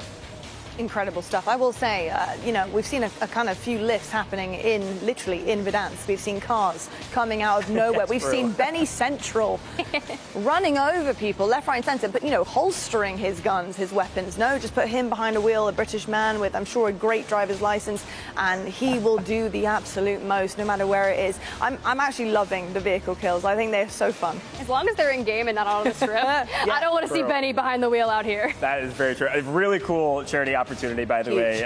Lyft, shout out to you guys in Call of Duty Endowment. That is the easiest way to give to charity, just rounding up your fare. Like, come on, that's so super, super cool. It certainly is cool indeed, and I certainly will be doing that while I'm here in Vegas and enjoying the pleasantries that we do find around the strip, but including, of course, this incredible Code Bowl. I'm having an absolute blast. Halfway through, we are, folks. I'm interested to see who's really going to start to kick it up another notch, another gear, because I was quite shocked by how well Air Force did do in that first drop. I mean, first and second place, they are really putting on a show here, and then we see the Marines just come to life.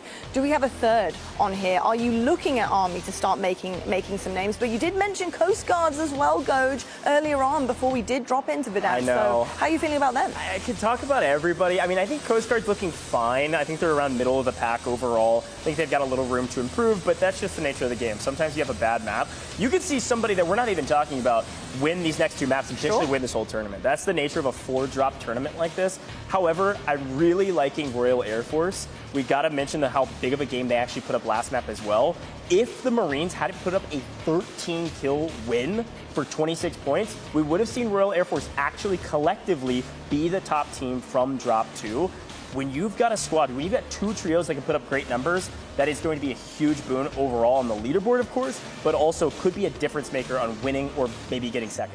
I mean, Air Force and then Royal Air Force 1 and 2 right now. There's something in the air, folks, and it might just be a helicopter, because that is going to be a massive key coming into this next drop. I think if you do want that leg up, that is going to be the name of the game heading into it. We're looking right now across the leaderboard. Here are the standings.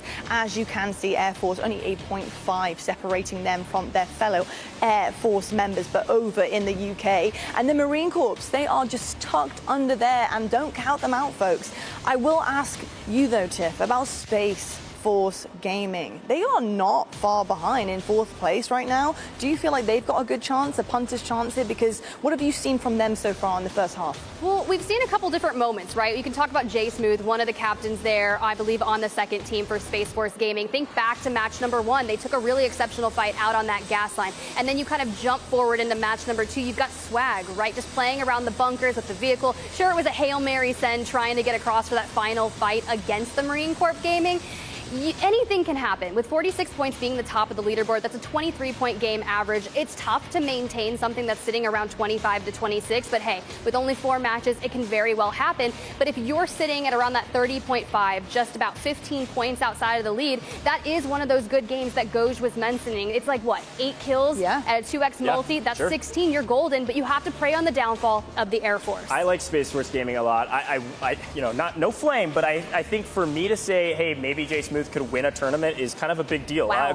Look, he's playing great. He's winning ones. This is a different Jay Smooth than I've seen in any other tournament in the past. But I am looking at Swag's trio. Revengeful in particular from that trio has been looking very strong in the map, putting up nice numbers. This is a player that, yes, a military service member. I've actually seen him compete in other events as well. Watch out for this guy. He could make solo plays. He could be the hero, or they could just play well as a trio.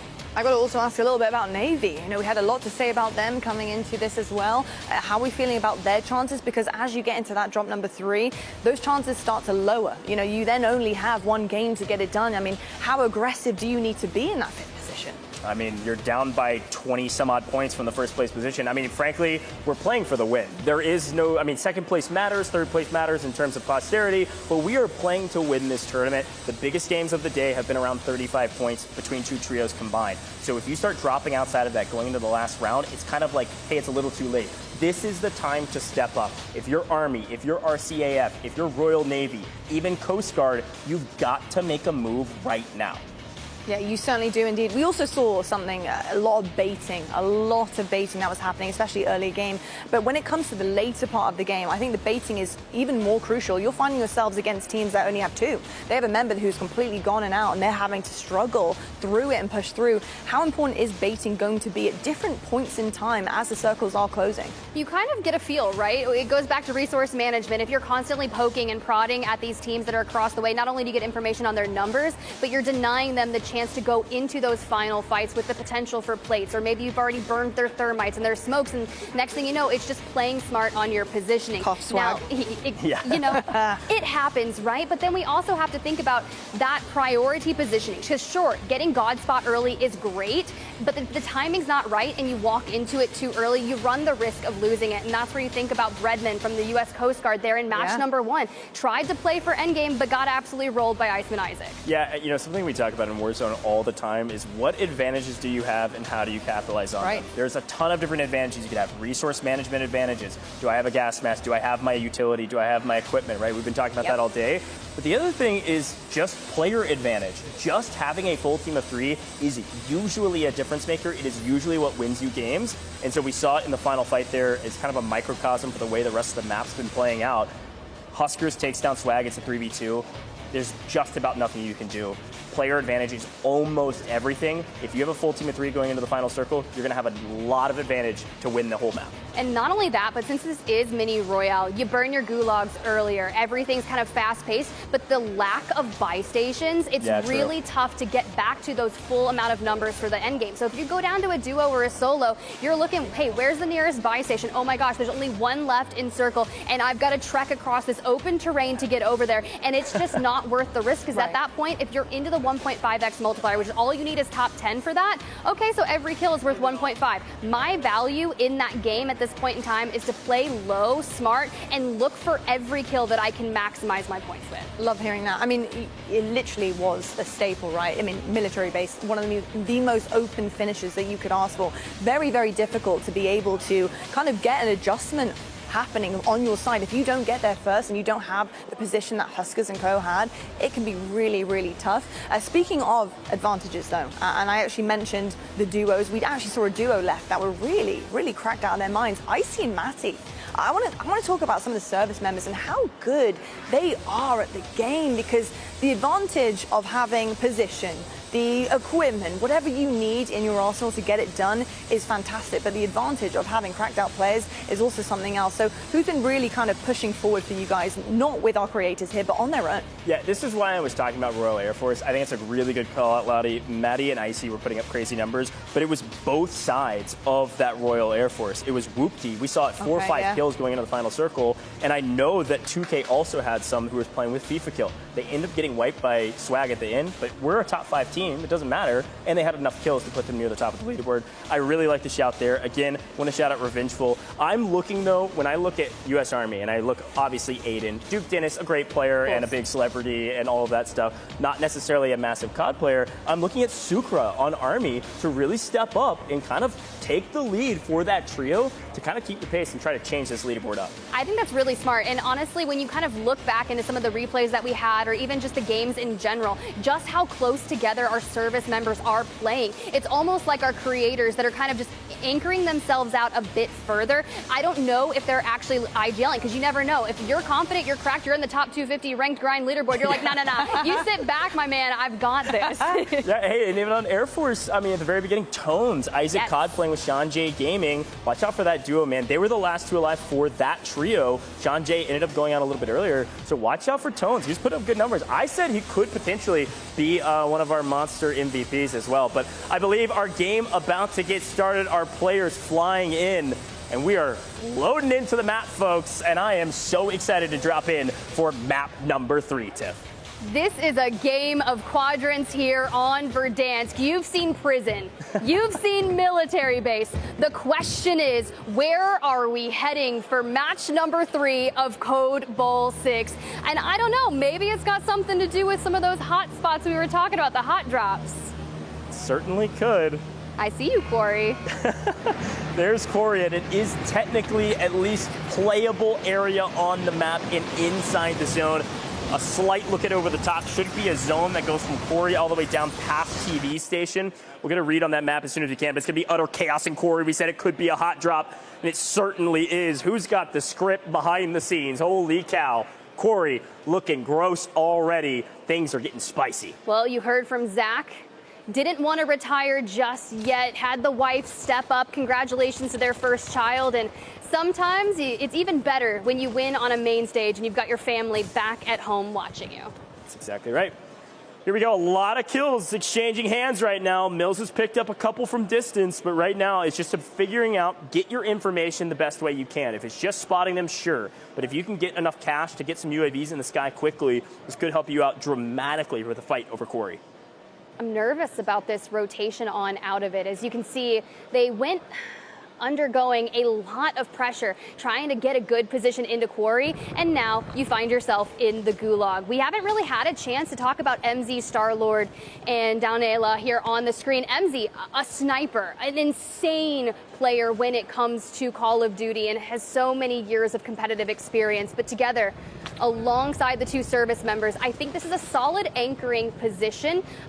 These buildings can be difficult to fight about because you do have this bridge here and a couple different openings, but you've got to stay together. Shout out to my man Star-Lord, a great player, great karaoke singer as well. Here we go. We're going to swing down, try to take this fight on Sleep. Off to the races. Sleep knows that they have a huge disadvantage. As we were talking about the top, they were actually during the break here just a second ago. Right before the game. Sleep, as a solo, tries to make a hero play. It is not going to go their way. A nice pickup by the entire team. As we move on our merry way to Sean J Gaming, Isaac COD. This is that Air Force squad we were talking about in map number 1. A little bit of a quieter game in map number 2. Military base can start here in this one. We're going to get out of it quickly as we head to the Gulag for the first time on main. Mills going to show us what they've got. A big take, early blood. Can they get the full? Oh, it's a heavy-hitting one. The first time we're really seeing Aiden, and Mills takes down a returning champion to get out of the Gulag. Look, I'm telling you, there are specific moments in competitive scenarios, and that one is one I'll remember. Totally agree. CRN, Teep, in a bit of trouble right now. It's going to be all Teep all day by himself. Apollo down, Spinaman, Dawes, Breadman. They know they can play this slow. They don't even need to. A nice trap, a nice setup. They don't even lose a life for it. Well done. Teep goes down. It's a brutal way to start through the side of Navy. Losing a full trio. They will be in the Gulag, though. We still have all 20 trios on the map. Redmond and Co. kind of wiping the outside of the map. We talked about high risk versus high reward. Obviously, Quarry was high risk, high reward. Some teams elected to play slow and play the outside of the map and work their way in here, Tiff.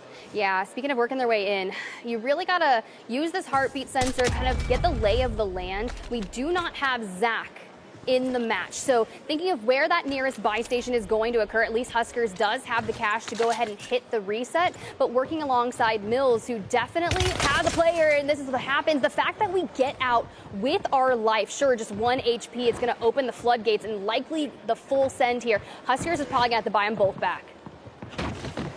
Mills is going to have to be a hero. Able to line him up, able to knock him down. Mills picks up a 2-piece without a plate to his name. And look who's sniping from the distance. Nazir just love taps him and takes him down to the ground. But either way you look at it, that was foul. There's a reason this team is near the top of our leaderboard, and they are still on the map, still fighting, regardless of an early and frustrating start. I love how I said, oh, he's probably going to have to get bought back. No, make me eat my words. Just prove me wrong. For Z-Laner, returning from last year, outplayed. Aces alongside him, but we've got the trophy, we've got the vehicle, and the world of Verdansk is our oyster. Sophie's picking up a 2-piece on Swag and Hale. Let's go, Sophie. Talking about your teammates, Maddie and Icy, but Sophie, a fantastic player in their own right. Great to see you out here competing. That's 3 kills for Sophie. This is another great game at hand for Royal Air Force. Reminder, they're a top 3 team right now. Barely not in first, just outside of the top spot. Get picked off screen, just picks up a triple and wipes all of Squad 10. Wow, what is going on in this kill feed? It is nonstop action. I think, by the way, I just saw FIFA Kill's team get wiped, and I think I saw our overall team trio counter drop down 1. There is a chance that FIFA Kill and his trio is out of this map, which would spell disaster for Royal Air Force, the other side of Royal Air Force. Well, for the Marine Corps, this is looking a little sketchy, right? Huskers on 1 kill, definitely need to get the teammates back on into it. But it's just a moment, especially after getting the interview with Zach and hearing about how they warmed up for this and came in. They're like, yeah, match number 2, that was very much indicative of how we've been playing. But for now, it seems a bit chaotic, a little too Army-like for me. Yeah. You can see Westy on your screen for one of the first couple times that we've been able to see him. This is, of course, British Army, and this is the 2nd squad. His counterpart is Benny Central.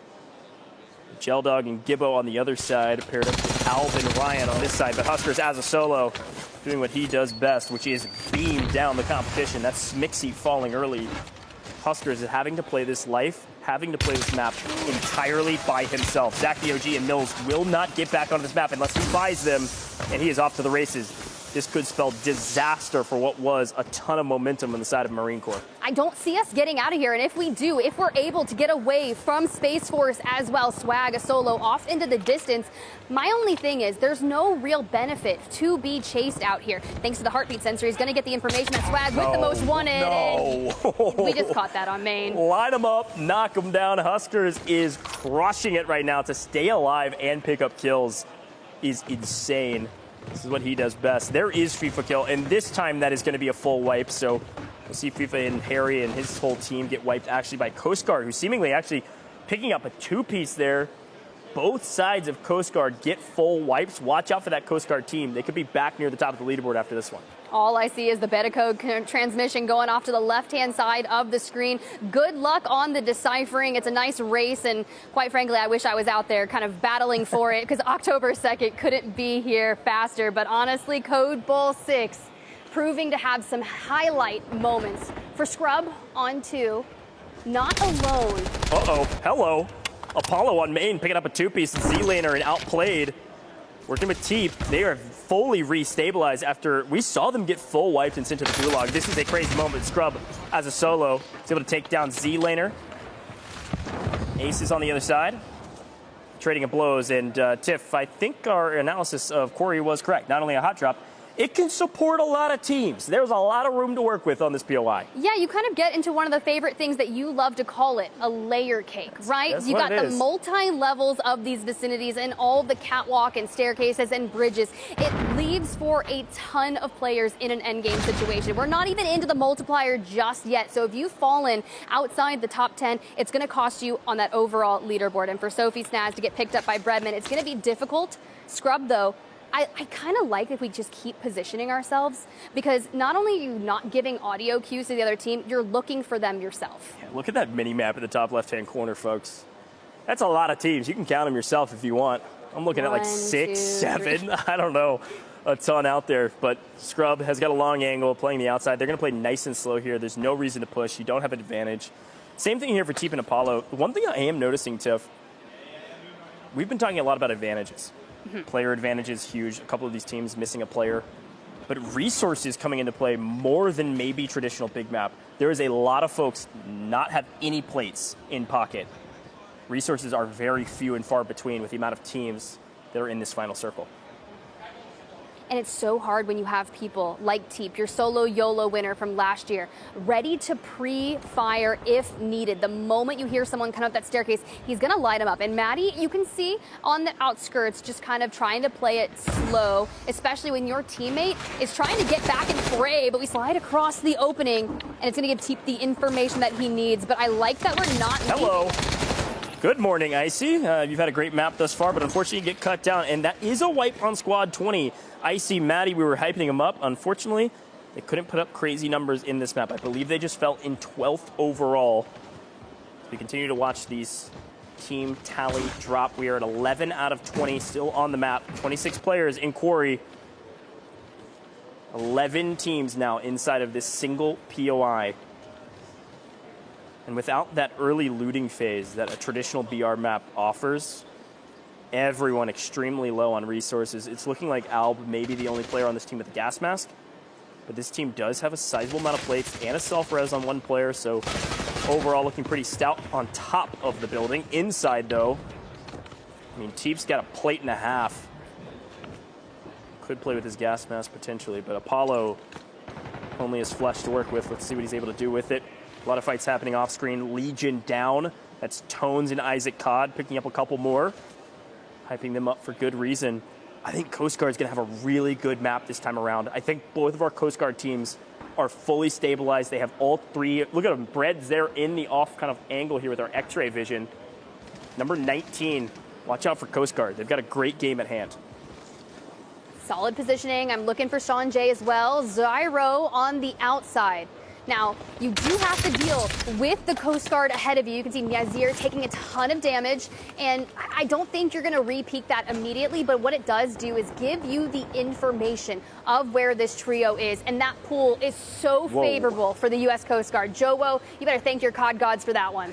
Yeah, Joe's team, Coast Guard, they've got a building entirely to themselves, and it's one of the only remaining buildings inside the zone. This is a huge push. Zyro's team's going to have to work a miracle here to win this. They don't have the positioning, they don't have the high ground, and they're low on resources. Then they lose a player actually on the hand of Iceman Isaac. They go in trying to tag anybody up, but they're not going to get anything for it. All three go down. Iceman Isaac grabbing one of those kills as a solo. Ice is that green 17 you see on the outside of the zone. He's going to have to work in as a solo and continue to try to rally up some points for Air Force, who is still technically in first. And a quick chow. Teep. Pick up another. It's a nice cleanup, and an extra 1.5 points go the way of this roster. Thankfully, we're 7 squads left, and probably about to lose out on a couple more. You got Axis and Scrub down below, and I'd imagine that Teep is on the hunt to clear them out so they can rotate with no one at their backs. But we need to be worried about forward. U.S. Coast Guard is doing everything that they can. You got Westy up there on the roof. Yeah, Westy's on the roof for a moment, and actually, he just kind of tanks those bullets from Teep and Apollo. They go swinging up. They're getting cut down. Apollo's going to be a solo, and then they get cut down. Low resources, no smokes to work with. They can't cross this positioning. This zone is brutal for most. Isaac Codd is picking up kill after kill after kill. We might have lost one trio on the side of Air Force, but the other dominating on the off building. We've got Coast Guard by themselves. You see Grand Poobah in the dark orange. And then over here in the light orange, this is going to be Air Force, Sean J Gaming, Isaac Codd, Tones, putting up a great map to try to maintain the top position on the leaderboard.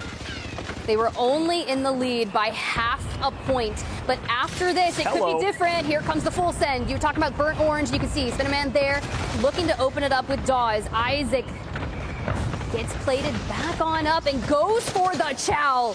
Isaac Codd does not care. He did not ask, and he will take your body as well.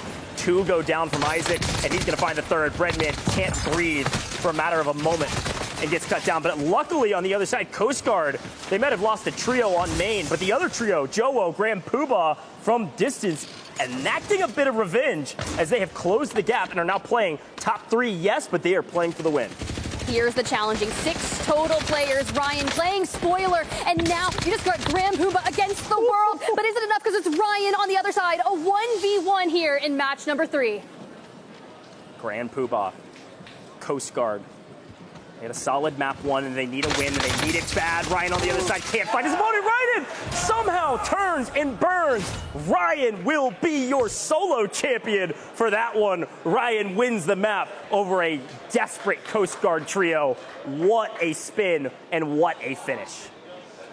I am shocked. And when you think about Ryan's positioning, playing alongside kind of that Spire there, he kind of makes his way on over, immediately starts focusing Jowo. Now, here's the deal. Lottie and I were talking about this earlier, just before this, in regards to the power plays that a solo in an end game situation can make. Whether or not it's playing for your team and trying to get those 1.5x valued kills, fighting for a 2x. But you can really challenge the entire endgame and change the story for who actually gets the win, even if you're in a power position.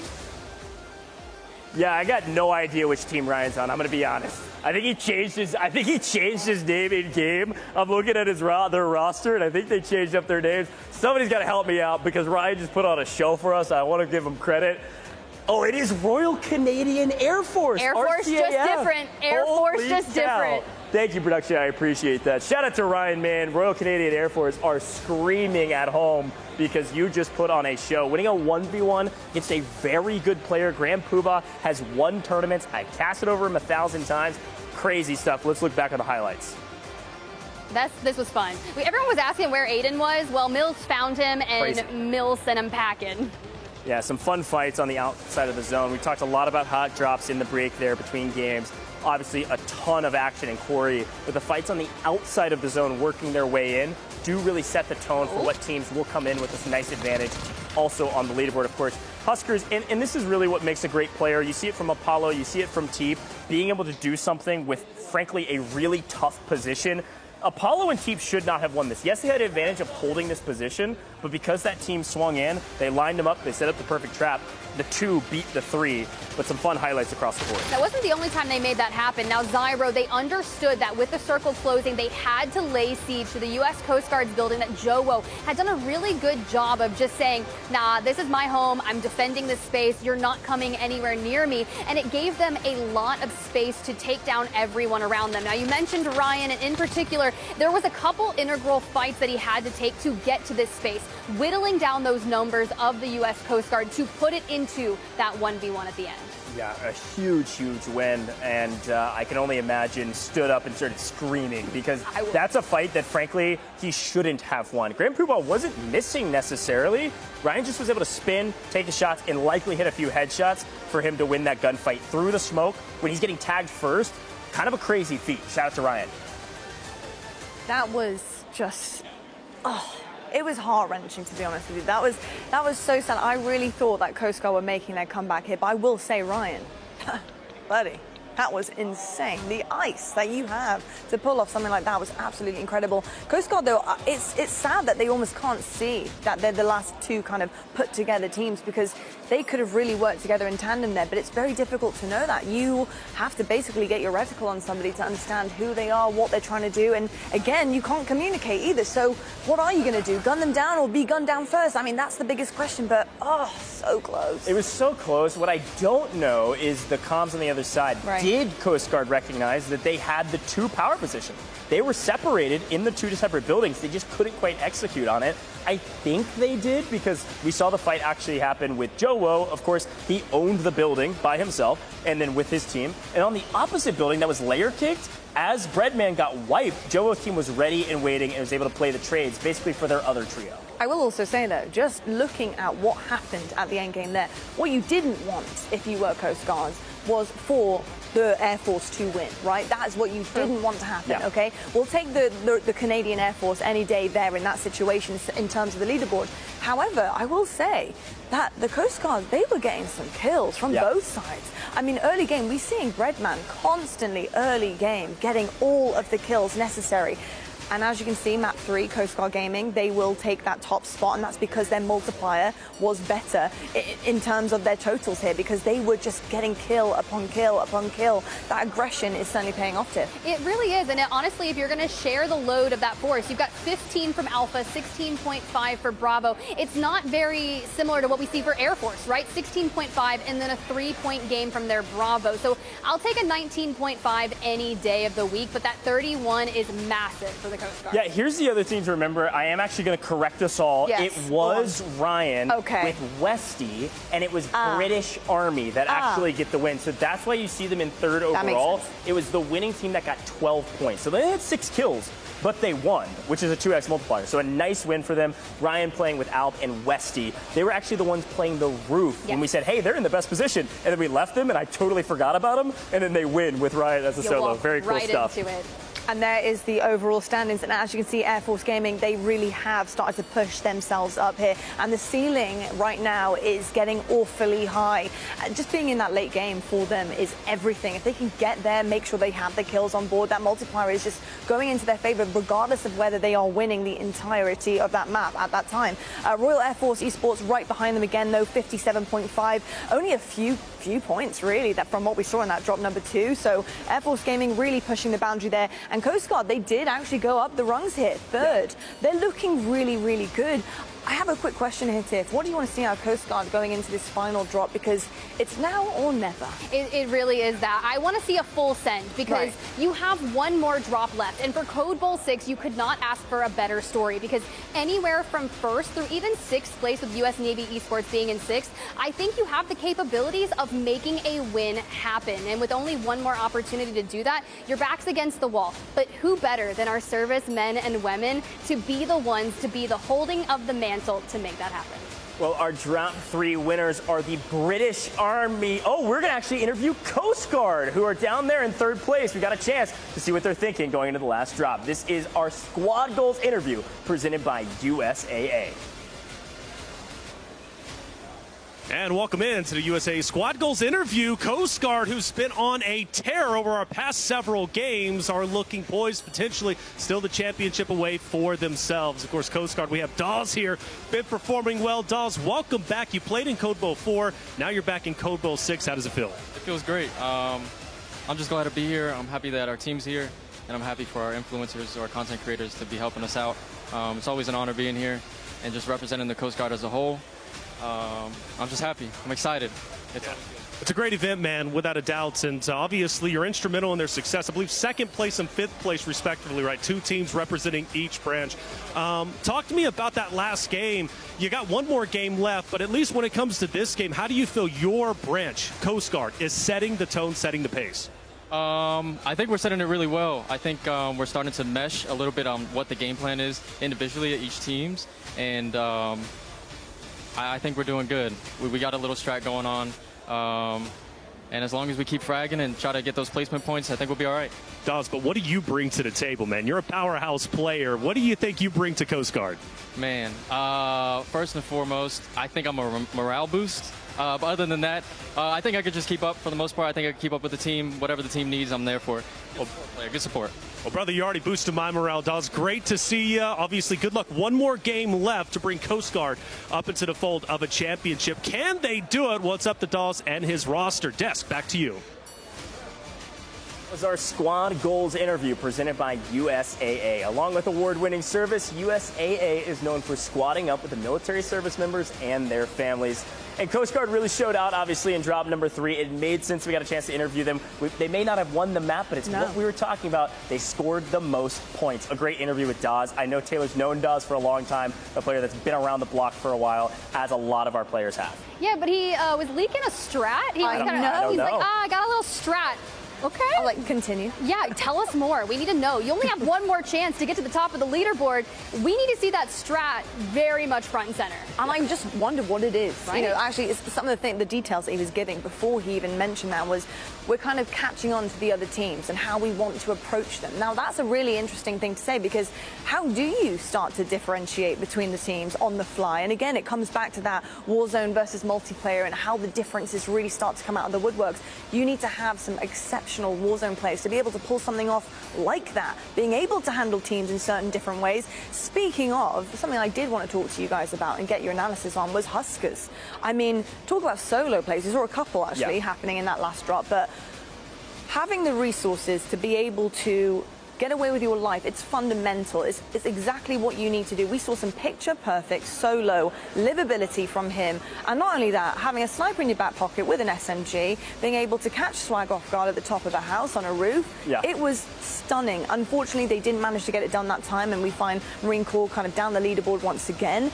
But that level of experience is just unbelievable. You can really see it in every single move that Huskers make. If history repeats itself, they had a bad map. That means this next map is about to be a banger for the Marine Corps. They could close the gap. Something we always say about Warzone players is what makes a great player is they can take a really bad situation and make it an okay one. They didn't have a great map, but it wasn't a horrible one either. So I'm excited to see what they're able to do. Look, maybe we'll do some more manifesting for our match number 4, because we're back with our final hot drop presented by Gillette Antiperspirant. We've got a sneaky one this time, and I'm excited about this one. Lumber. Ooh. Tough to hide, plenty of places that you can make sure you climb, take cover. So, Goj, I'm going to throw it back to you. Okay. I need the tips for how to play Lumber. So lumber is an interesting one. Oftentimes when we talk about lumber, it is a POI that some people say, well, my POI is not working. This is where we're going to go instead, right? This is a regain position for some people, pinning our zones. Of course, on the eastern side, it's kind of Corey's little brother, if you will. Okay. There's still a lot of room to work on the map. There's still a lot of places you can hide. It can still support multiple teams, but it is not as vertical as Corey. And so you do need to get information as fast as possible so you can take down the other teams that are in the POI. And obviously, there's a lot of fights that happen around these pieces of wood. It is lumber, after all. That's true. And little brothers, they can be menacing. All right, so I want to focus on staying cool. Even when the tension spikes, Gillette Antiperspirant keeps you feeling confident, dry, and fresh. So you can focus on the mission, not the sweat. Yeah, we are approaching our final drop, and I'm really pumped about this. I'm excited to see what happens, but Lottie, you said it perfectly. This is your last chance. You better step up. You better take the bull by the horns, folks. We're going to head to a very short break here in the booth. When we come back, we'll be back with more Code Bull 6. USAA serves the military community and their families with the unrivaled support you've earned. Monster Energy. Grab a co-branded can of Monster Energy. Find the code under the tab and upload to callofduty.monsterenergy.com to earn bonus in-game rewards in Black Ops 7. Experience the world of Call of Duty with Corsair, the official gaming hardware and peripheral partner of Call of Duty and Call of Duty Endowment. Visit Corsair.com for more information. Gillette Antiperspirants proudly supports veterans through the Call of Duty Endowment. Enjoy 72 hours sweat and odor protection. Starting November 8th, Pilot will be partnering with the Endowment for the 7th year in a row. You can round up your change in-store at checkout with 100% of net proceeds going to the Call of Duty Endowment. Through the partnership to date, Pilot and Endowment have helped over 8,000 vets gain meaningful employment. If you head into any Pilot or Flying J location, you can join in on the fight to help get our veterans back to work.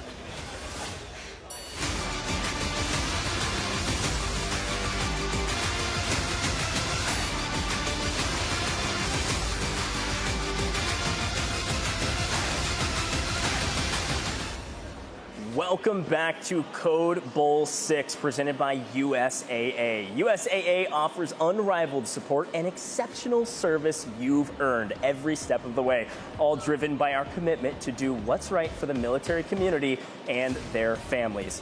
We are almost ready for our final drops.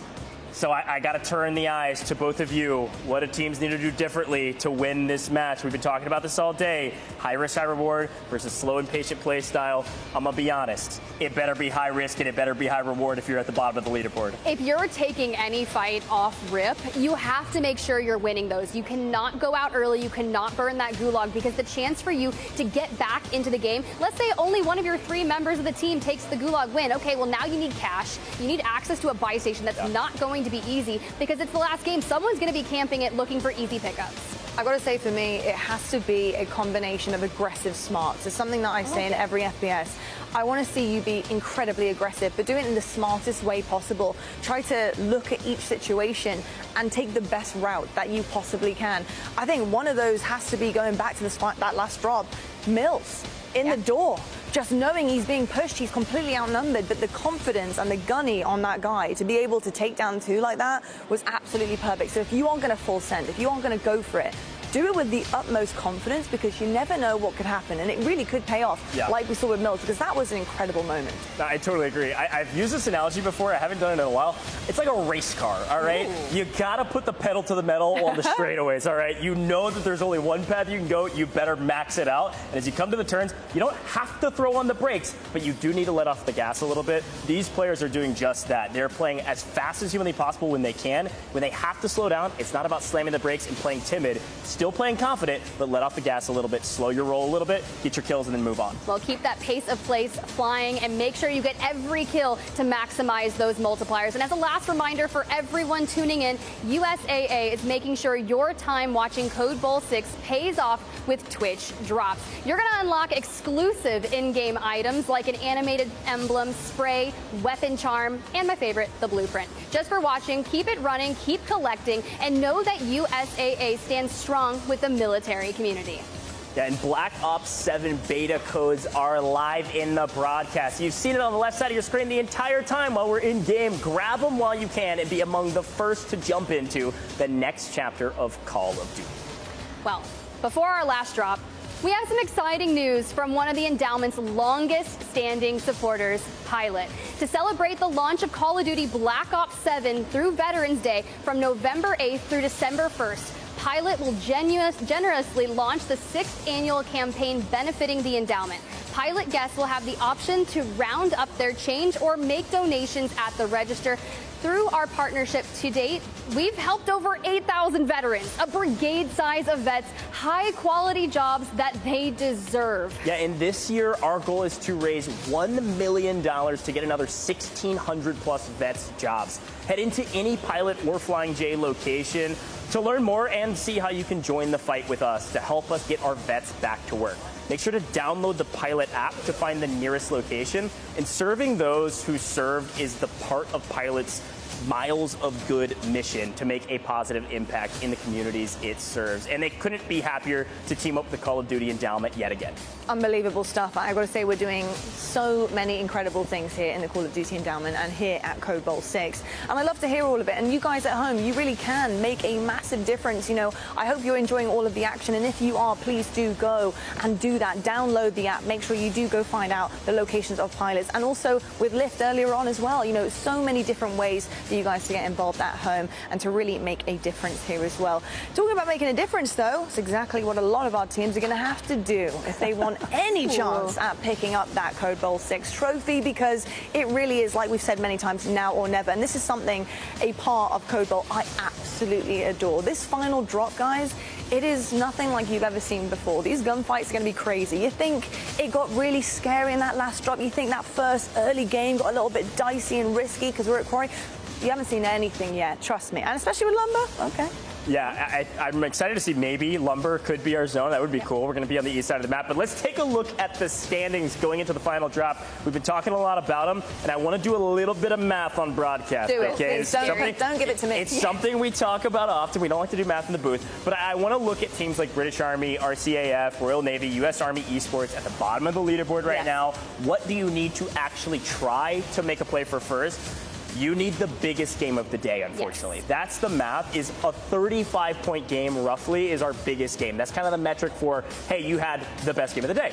If you put 35 points on any of those scores, you're not in first with Air Force scoring 0 between two trios. You need a miracle if you're in the bottom half of our leaderboard. The top half, though, well within striking distance. You throw 35 points on any of those, boom, you're up ahead by 10-plus points. It's going to come down to this last map. I think this is my next question we're here, Tiff, is, you know, when you are those kind of 7th through 10th place here and you're looking for that massive, crazy Cinderella moment game, you know, what are you looking at doing early on in the game? Because I think with Warzone, it can be really hard. If you just don't have the cards falling into place for you, what are you supposed to do? If you don't have the resources, you don't get things that other people have because they guessed correctly early on in the game, how do you then go about it? So, what can they do early on to really seal the deal for them to have the best chance possible here? There's a reason why the last match of any series will always be my favorite one. Yeah. Because if you don't have the capabilities of putting up a monstrous 40 to 50 point game in the last, okay, so maybe the first isn't on the cards for you. But what is, you're going to do anything and everything to try and get there anyways, because you're not going to give up. We don't do that here at the Code Bowl 6. We do not give up. So that can oftentimes chalk the pace of play for other teams that are in the running to take a top spot on the leaderboard. So if you're Air Force and everyone knows that you are sitting there in the 1 and 2 position, making sure that you've got a chokehold on the leaderboard, someone like Space Force, who's in the top 5, needs about a 25-point game with the Air Force getting 0, right? Yeah. They have a real powerhouse chance of getting into that, but they also have to push that pace of the lobby and chow everyone. The thing these teams, and we've got to remember at home, we can see everything, right? We can do all the math, we can see all the teams. They can't. They don't know who is on the map at any given time. True. If you are the Marine Corps, for instance, you dropped a 4-point game and then a 35-point game and then another like 10-ish point game. That's between 2 trios.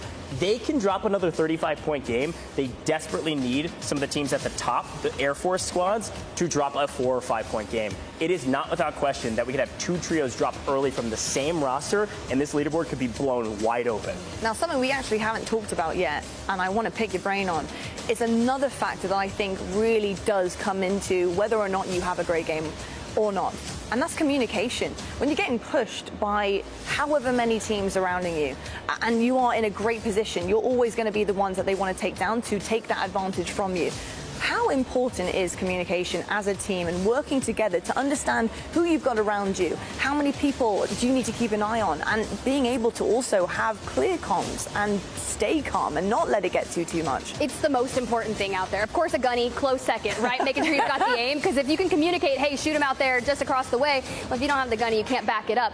But that is something that I've noticed that our service members are exceptional at. That has been honed into them since the very start of their service. So, of course, when it comes to communicating, they're going to have 0 issues. What I am curious about is how that creator slots into their team and how they're going to navigate around that communication. I like you said it that way. It's communication first, and then close behind is a gunny. Of course. In Warzone, we kind of joke that everybody can shoot straight, especially at a competitive level. Even in this competitive level, where some of these players only compete once a year, everybody can shoot mostly straight. Mostly. Across the board. Communication, chemistry is what sets these teams apart. I always say it's the 3 C's. It's communication, it's chemistry, and then it's cash. You got to get your money up. And in Mini Royale, that is even more important. This mini trios format, we're seeing a lot of teams really struggle with their resources.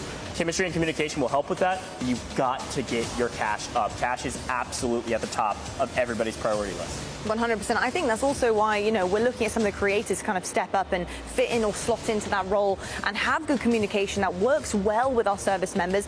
I think Huskers produces exactly what you want there as a creator. I think, he's played the game so much. It is his second home pretty much, if not his first. And I've got to say, in terms of IGLing, that's somebody who you want to be able to listen to.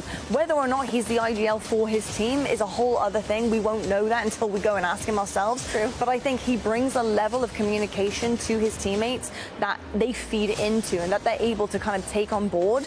It's a fundamental skill to have, and I think Huskers has it. Yeah, and I'd love to go ahead and run it back to something you said earlier about Huskers in particular when he was kind of going on that solo rampage, right? Sniper in the back pocket. Something that he's doing is putting pressure on a team to the left, immediately dives towards the right. You got Space Force up ahead of you, and what do? You pull out your resource, your heartbeat, you've got it. But not only that, Swag was trying to do a most wanted contract as a solo to get his teammates back into it, because something that Goj had said is the ability to get your teammates to the end as a team of 3. It's difficult. The buy stations are formidable, right? They're not going to be the easiest thing to get to. Getting the cash up is not going to be the most difficult thing. Yeah, sure, Huskers had 10K at that point in time, but the buy station was more tough. For Swag, he's like, nah, I'm grabbing a most wanted.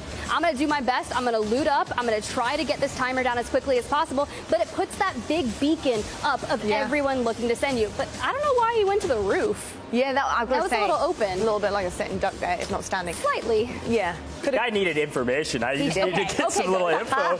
I mean, no, I agree. It was a brutal spot. Swag all day. I mean, he's going to show up on stage. The roof. I mean, it'll be a real interview. You know, I'm also very curious about how you handle the early game versus the late game, especially when risking it. And obviously the difference now with the first 3 drops and the last drop, so many different differences here. And I'm just literally going to pick your brain on it, because do you risk it really early on in this last drop? Because I've seen so many crazy gunfights, but with teams that have been brought back as well. So how do you kind of differentiate the two, and how risky do you want to make this early game in this final one? I think it depends on where you're on the leaderboard. I'm looking at Coast Guard, for instance, is doing a very good job of prioritizing the end game. Maybe a hair too much in the first round, but they've found their groove. I don't know if that's their secret strat. Maybe their secret strat is they know each other's team. Maybe their secret strat is that they're playing for end game and the kills will come. Regardless of the way you look at it, Coast Guard found themselves in the end game on both sides of the zone in that last map. You've got to remember that they set up in both sides of the building, and it worked out really well for them. They didn't get the win, but they were the top team, and that's something, if they can execute on it again,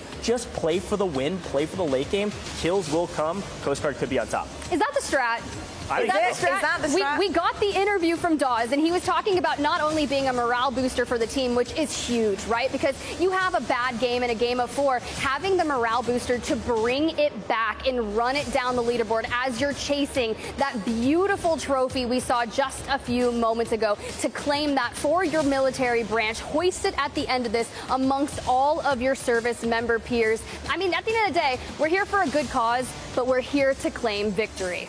Well, I'm sure you all can spot it at home. We are loading into this game, the pregame lobby. Everybody's staying warm. There's a Legion on your screen. Middle of the pack, a lot of work to do, but the question remains, who will come out on top? The last strap of the main part of our competition here, a chance for Coast Guard, Royal Air Force, any of our military service branches to win this coveted trophy. The last drop of the day for the main part of our competition, folks. I know we're excited about this one, and it looks like we've got the script. Holy cow, we are headed to Lumber. What a way to finish this thing off.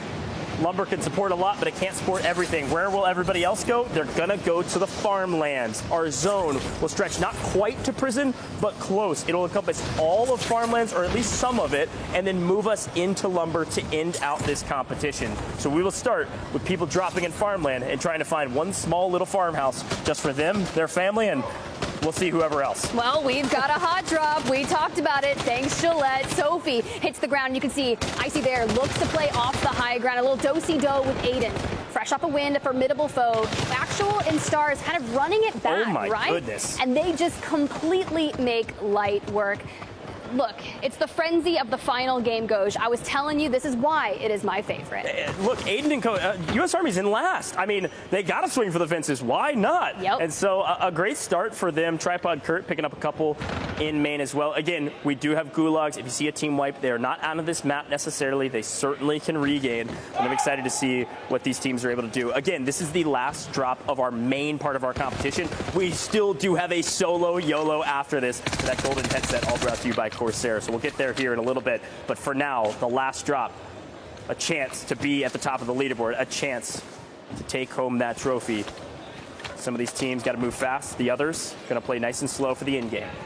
Well, for FIFA, Whoopty and Harry, representing the Royal Air Force here, they're on the hunt for Tripod Kurd. Dolphin Dive's not going to keep you safe here. Now, something to note is that they're not the only team here in Lumber. You see Sean J, Tones, and Isaac just ahead. And by taking down Tripod Kurt, it's going to alert them that they're not the only teams over here. And with that gas at their backs, they're going to have to rotate straight into them. But Ryan, who clutched a 1v1 at the end of match number 3, just took down FIFA. Hey, look, British Army, again, they're pretty low on the leaderboard. Like, they won that last map in terms of getting first.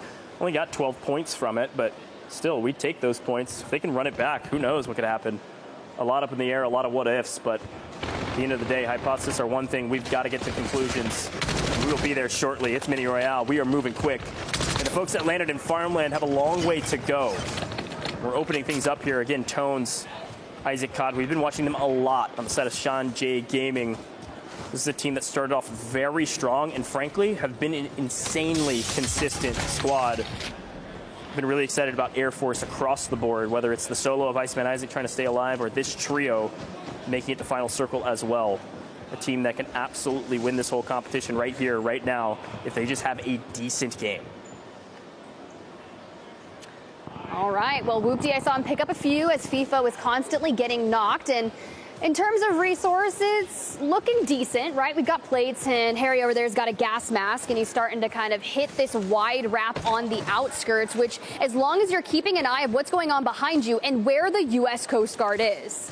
Also, by the way, very quickly, British Army just wiped each other, so I don't think they got the memo. They got to work together, unfortunately. That's a little painful. Westy and Mini Central fighting each other early, but here's a quick look. FIFA kills spots red, one lot closer, and the second Spinaman tries to get in to be entry fragger, and unfortunately hardly lands a bullet. FIFA kill is lining him up. FIFA kill will not falter. Finally gets the trade out. Dawes with Breadman take down FIFA Kill, and FIFA Kill's teammates just couldn't catch up fast enough because they were still flying in from an early loss. Dare I say an interview buff there, but I do see Geldog and Gibbo down there in the house, and they've got the sniper glint lighting up straight towards the U.S. Coast Guard. So if I'm Breadman frolicking over here on the rocks, I want to reunite with my team and focus forward because it's feeling a little dangerous out here, but at least you've got 3 kills as... Don't do it. Okay, maybe try again. I think you got it this time. Okay. We're talking about caster curses. That is the first caster taunt I've had on main in a long time, Tip. I love it. Breadman, though, just going to throw bullets down range wherever he can. Sometimes they connect, especially inside of Breadman. But another 1v1. If you don't have to get a chance to see these, it is FIFA Kill versus Downey on the other side. And that bounced oddly, but did not connect, which is good news if you're a Downey fan. FIFA Kill getting first blood. We know that doesn't necessarily mean you're going to win the gunfight. Slowly but surely and into overtime means we could go for the cap in the middle. Both players know it.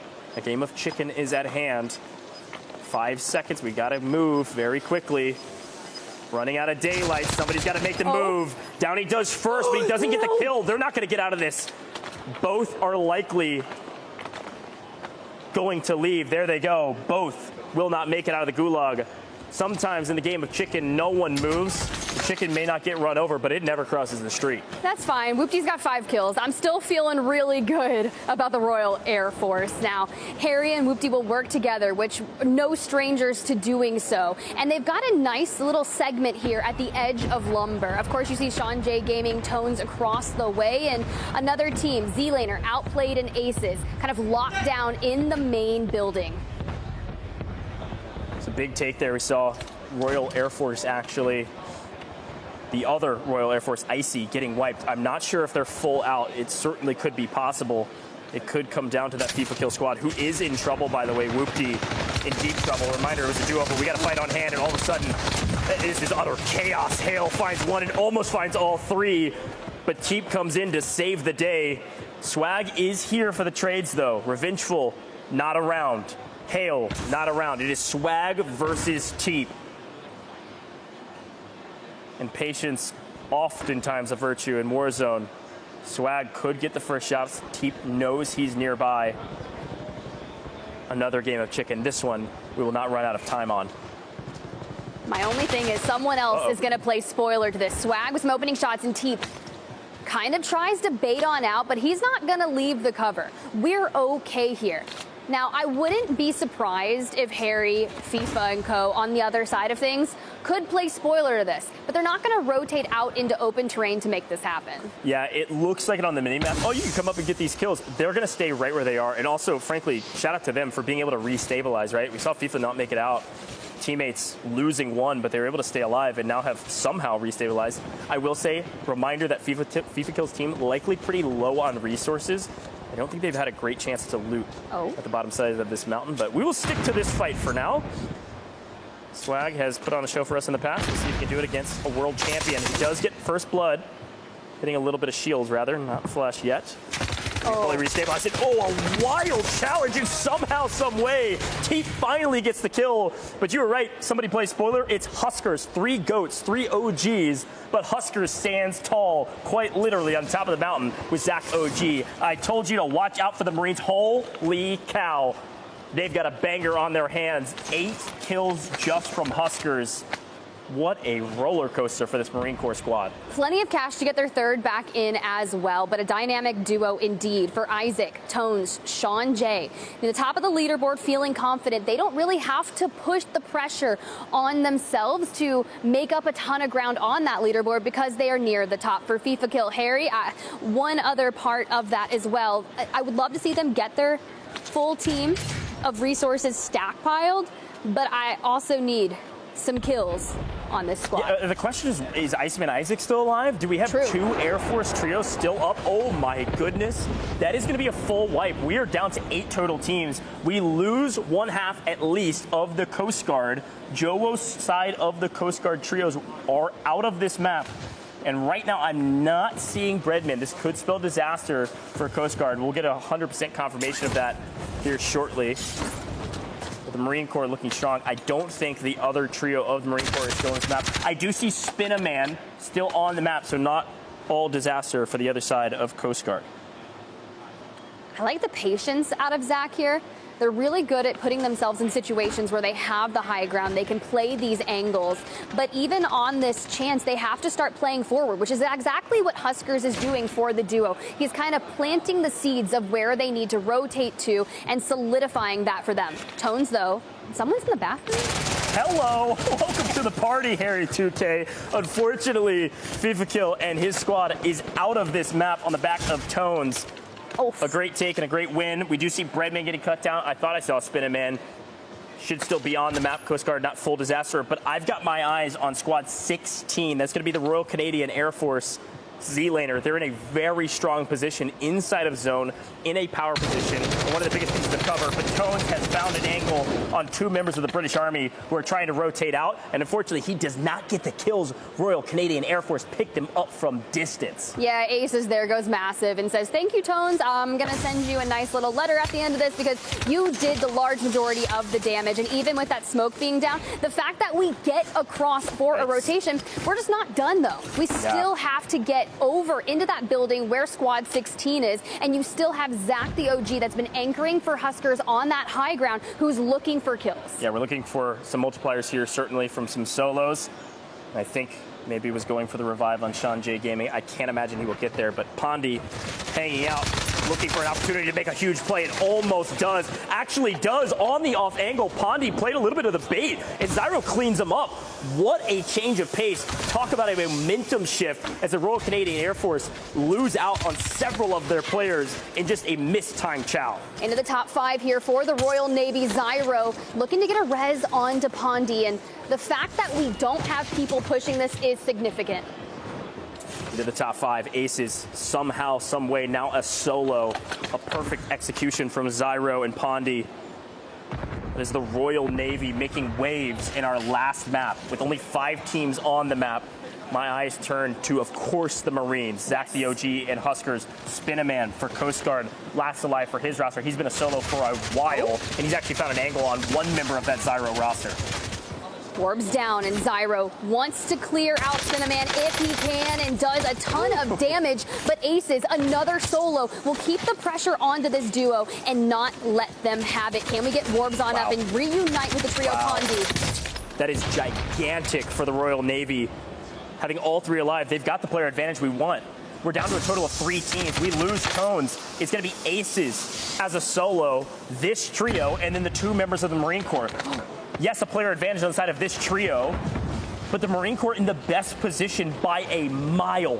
This solo and this trio have to climb up the mountain straight towards the Marine Corps. We're going to be looking down from the other side of this building. Zach the OG playing the off angle on the backside, Huskers up on top. Well, the Royal Navy has information in their hands. You saw a UAV get popped. The only thing is they don't have high ground. Huskers does, and he's looking for double digits. It's a 2v1v3, and Zach and Huskers, they have so free reign of this endgame.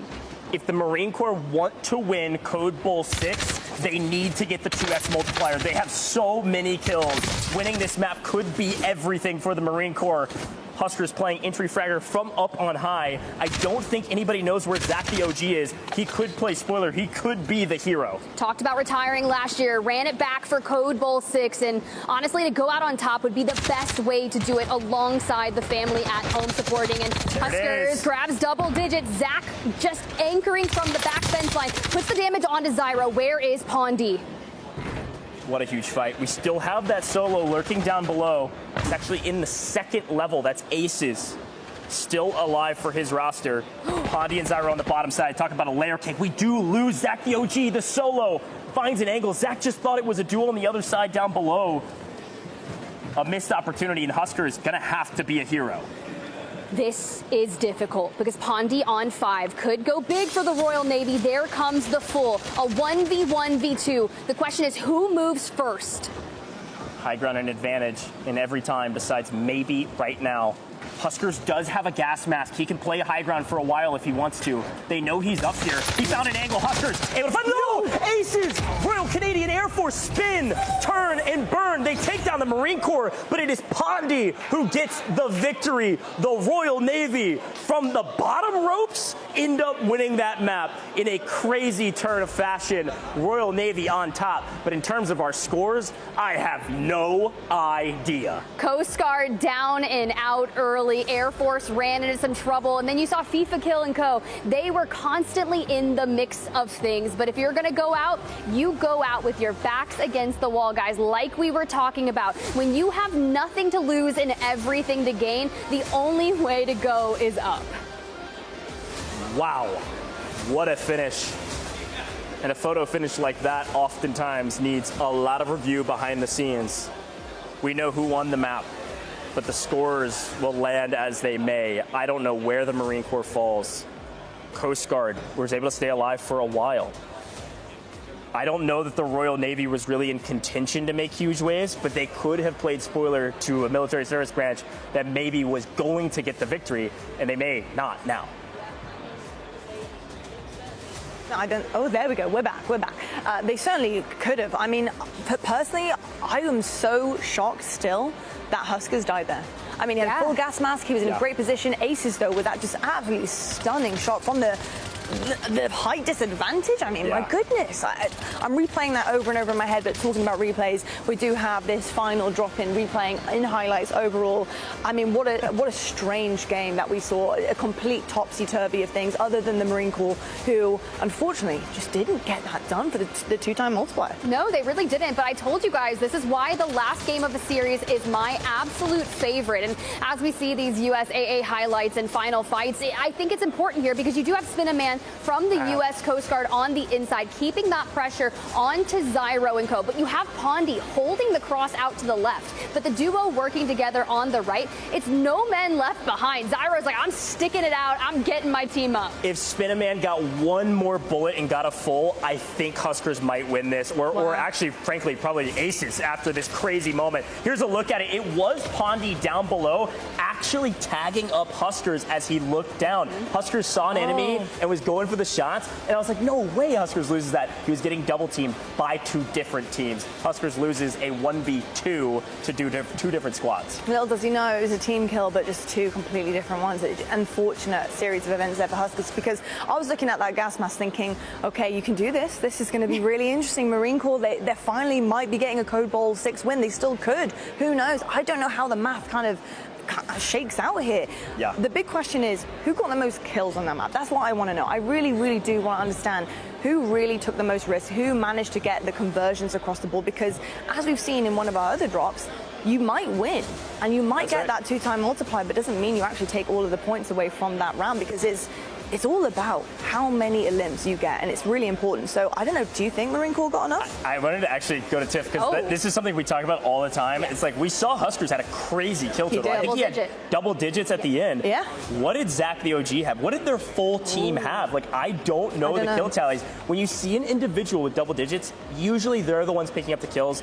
The other two teammates have a lot of damage in the assists, but not always. We could have seen the biggest game of the day, even though they didn't get a win. You don't know. That happens so many times in Warzone, and being in the top 10 alone gets you that 1.5x multi. So sure, it wasn't the 2x, right, but when is that last game of the series, you need to go for broke. You need that 2x. But guys, don't forget, right after Code Bowl 6, the action is still continuing on with the Solo YOLO Challenge presented by Corsair. Watch as players go head-to-head in a high-stakes battle for glory. It's every person for themselves.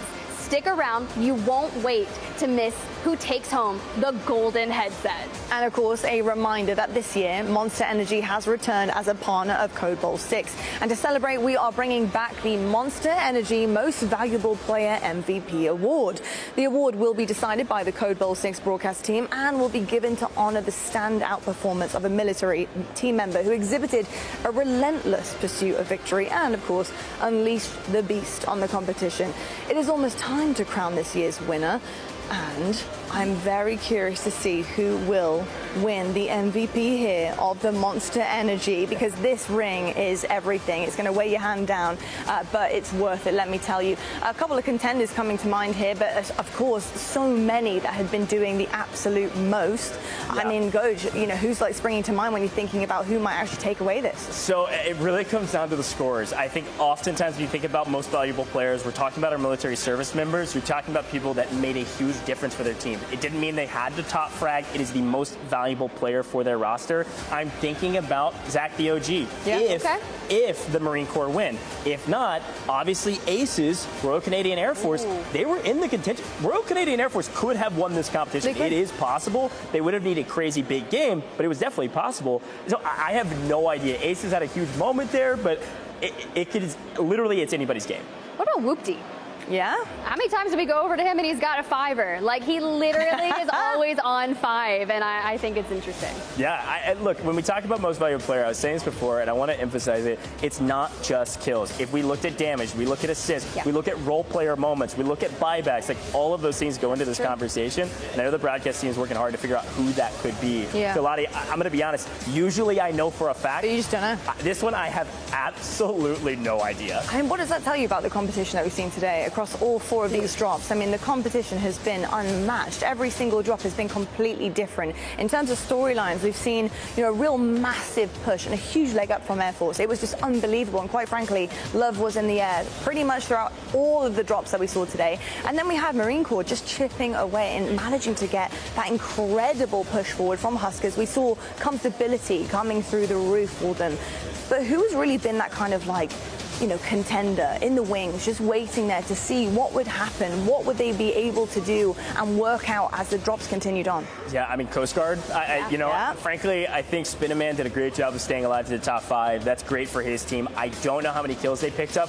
We saw them in the kill feed a little bit, but not as much as we would like if they were going to win that map, kind of not being in the final fight. Again, almost played spoiler to that team that got the win at the end of the day, almost picked up that full. But yeah, I think Coast Guard was kind of waiting in the wings. I think it's funny when you start doing a little bit of math too, because Huskers had 10 kills by himself. Yeah. They got a 1.5. Crazy. That's 15 points just from Huskers. Yeah. But if they would have gotten the win, that would have been 20 points just from Huskers. When we're talking about razor-thin margins, 5 points is a lot. It's a lot. And I said it during the cast, and I'll say it again. I think the Marine Corps needed to win in order to secure the overall victory. But again, I have no info. I have no intel. No. It's just my assumption right now. We'll see. I know, it's going to be very interesting. And also with Air Force as well. Talk to me a little bit about their last map and what went wrong. Why couldn't they finish as strong as they started? Things are difficult, right? And I think it leads to the mini Royale combat. I mean, we went into military base, we went to quarry, now we're going into lumber for our final match. We talked about how difficult it can be to navigate throughout that. So trying to take some of those landings and say, okay, well, I'm Air Force Gaming, right? I want to remain at the top, or I want to best the Royal Air Force. So knowing that you're separated by those razor-thin margins, you have to not only play incredibly smart and conservative, but you also have to find those kills to stay at the top when everyone's gunning for you. So I think they kind of struggle with shaking up their pacing in that final match. It's not... I keep saying this. It's not without question they could have won, though. That's I mean, true. Sean Jay's team, I think that was the only trio. I'm not sure what happened to Iceman Isaac. We really didn't see him on main very much.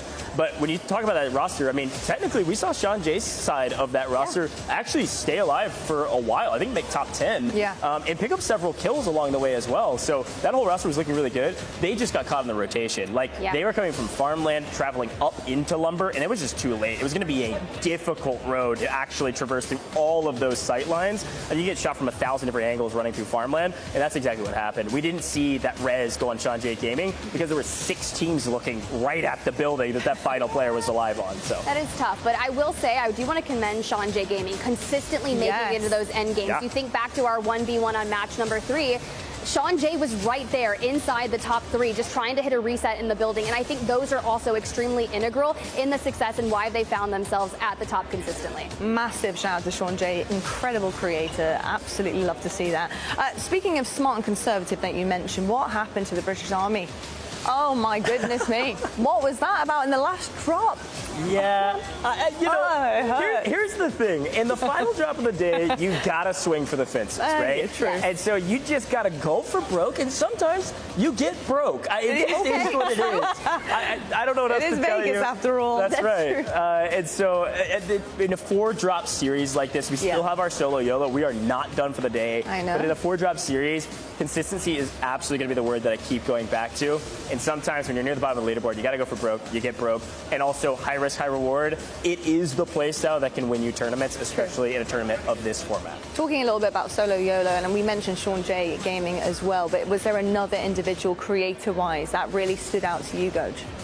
Yeah, I mean, of course, we've been talking a lot about Huskers. I'll continue to tip my hat to him. He's an OG in the space. He's a veteran for good reasons. He's able to put on a show still after years and years and years. So Huskers put up great numbers. I actually really liked what we couldn't see, the intangibles that Breadman brought to that roster. There's a reason Coast Guard was near the top. They've got great skill, but it's on the back of great IGLing from both rosters. Jobo, too. Yeah, Jobo's great IGL as well, but Breadman is very, very good about in-game circles. They were setting up their team very well to play for in-game. I saw a lot of Breadman in the kill feed all the time, and consistently in the early game as well. He was really just getting into the mix early on and trying to get so many numbers for his teammates just to try and get that leg up. It was interesting to see how they evolved as well as the drops went by, because I do feel like Breadman's team with Coast Guard, they got a little bit more conservative and a little bit more smart, which is what you were talking about, Tiff, as it pushed through. And I think that's honestly what has boded very, very well for them and put them into contention. Whether or not it's enough, we'll have to wait and see. I have no idea where this could go, truly, because one, even if it was glaringly obvious, my math skill is not there.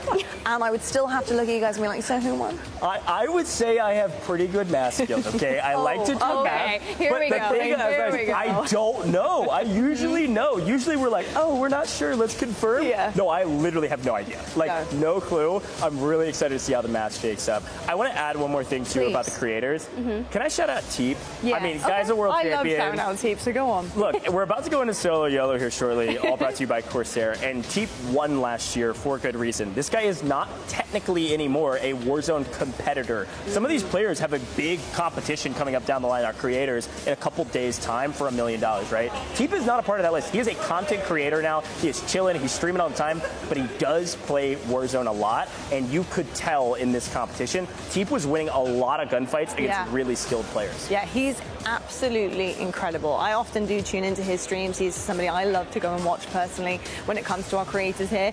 And his streams are always, one, incredibly relaxing and chill, considering we're playing like a high-stakes, high-level Warzone. But he's just unbelievable. And I think another thing that I had said previously is the aggressive smarts. He's aggressive, but incredibly smart with it. And I think that comes back to him being a creator, but also used to play professionally. And I think that's what really goes hand in hand. And it's fascinating to now watch him as he goes on to that next part of his journey as a creator, but bringing that professional gameplay into the mix too, which is absolutely incredible. And also could also be a small reason why he might win things like solo YOLOs. He did last year, right? Exactly. If we're going to talk about Teep for the solo YOLO, and while we're kind of just spitballing here, I would love to throw a couple more names in the hat. Please do it. Here's the hat. Yeah, you were tossing Breadman out there. I think that was super vital. I think he could do really good for solo YOLO, because a lot of people don't know this. If you're going to be a content creator and not only in the competitive Warzone thing, that man went on like a 100+ win game streak grinding within his community, right? So being able to play and lead multiple randoms that you need in game to succeed.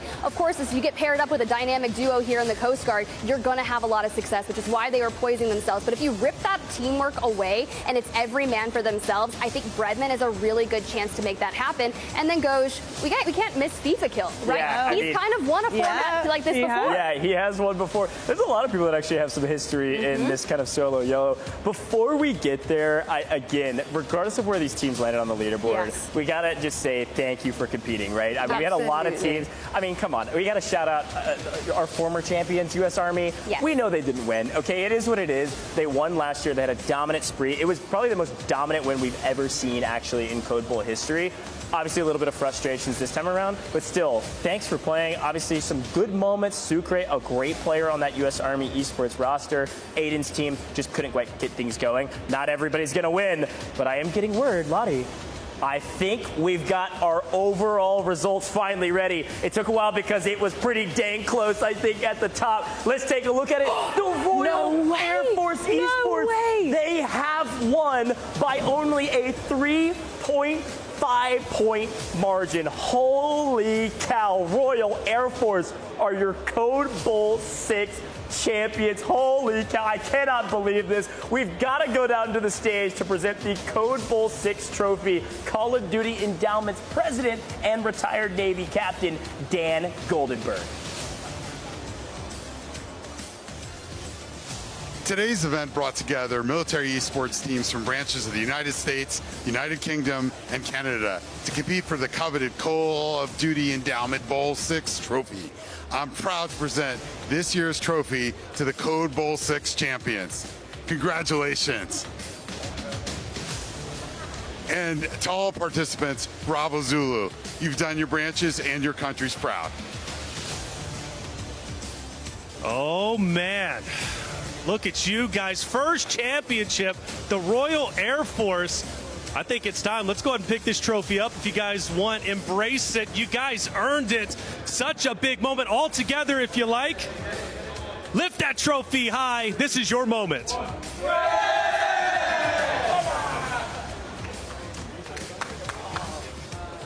Incredible job, Whoopty. We'll start with you. Man, what a grind it was. Winning by 3 points, you get Royal Air Force, their first ever championship. How you feeling, brother? Yeah, I'm feeling really good. Gassed. It's my first year as captain, and I said we were going to win, and we won. So, Captain, so talk to me about your team, man. Putting them together, obviously, it took some brain power. Being the captain, you're a big brain himself. Talk to me about your roster, what it took to get you here in the championship moment. So we did a week of trials. We had like 20-plus people turn up. We dwindled it down to 4, and then obviously you've got Matty, Harry, Connor. And then part of my decision was just putting the players that had the best chemistry together, and then we went from there. And obviously we got the 2 pros, and we just matched it all up.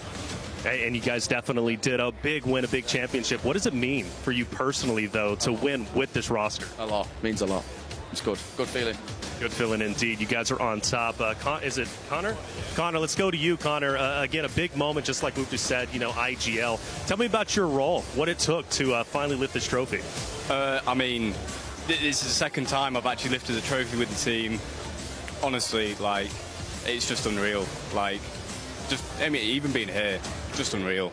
Like, experience and everything. Just a great experience. So, excuse me, second time lifting this trophy. I do apologize. I believe it was Code Bowl 3, if I'm not mistaken, that you ended up stealing it, kind of in the same way you did it this time around. So, champion once again, like you said, it's unreal. What was your journey like going from Code Bowl 3 to Code Bowl 6? So much time in between, but the same result, being a champion. So, I mean, we cut it close first time, managed to clutch up the win. Great experience. Second time, unreal. Like, we were cutting it close. We were trying to do the maths on how many points we needed. And, yeah, luckily, the points came our way. And they definitely did. Well done, Sophie. All right, say well done to you. What was it like playing alongside this guy over here who's a big character, but ultimately being on the winning team? It was incredible. There's some great chemistry, especially amongst like both teams. Great RGL and our team from Connor. It was really fun to be out there, and we had a really nice group of lads where we all just worked together and just played forward and played well.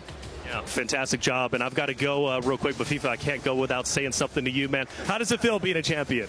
I mean, obviously it feels pretty good.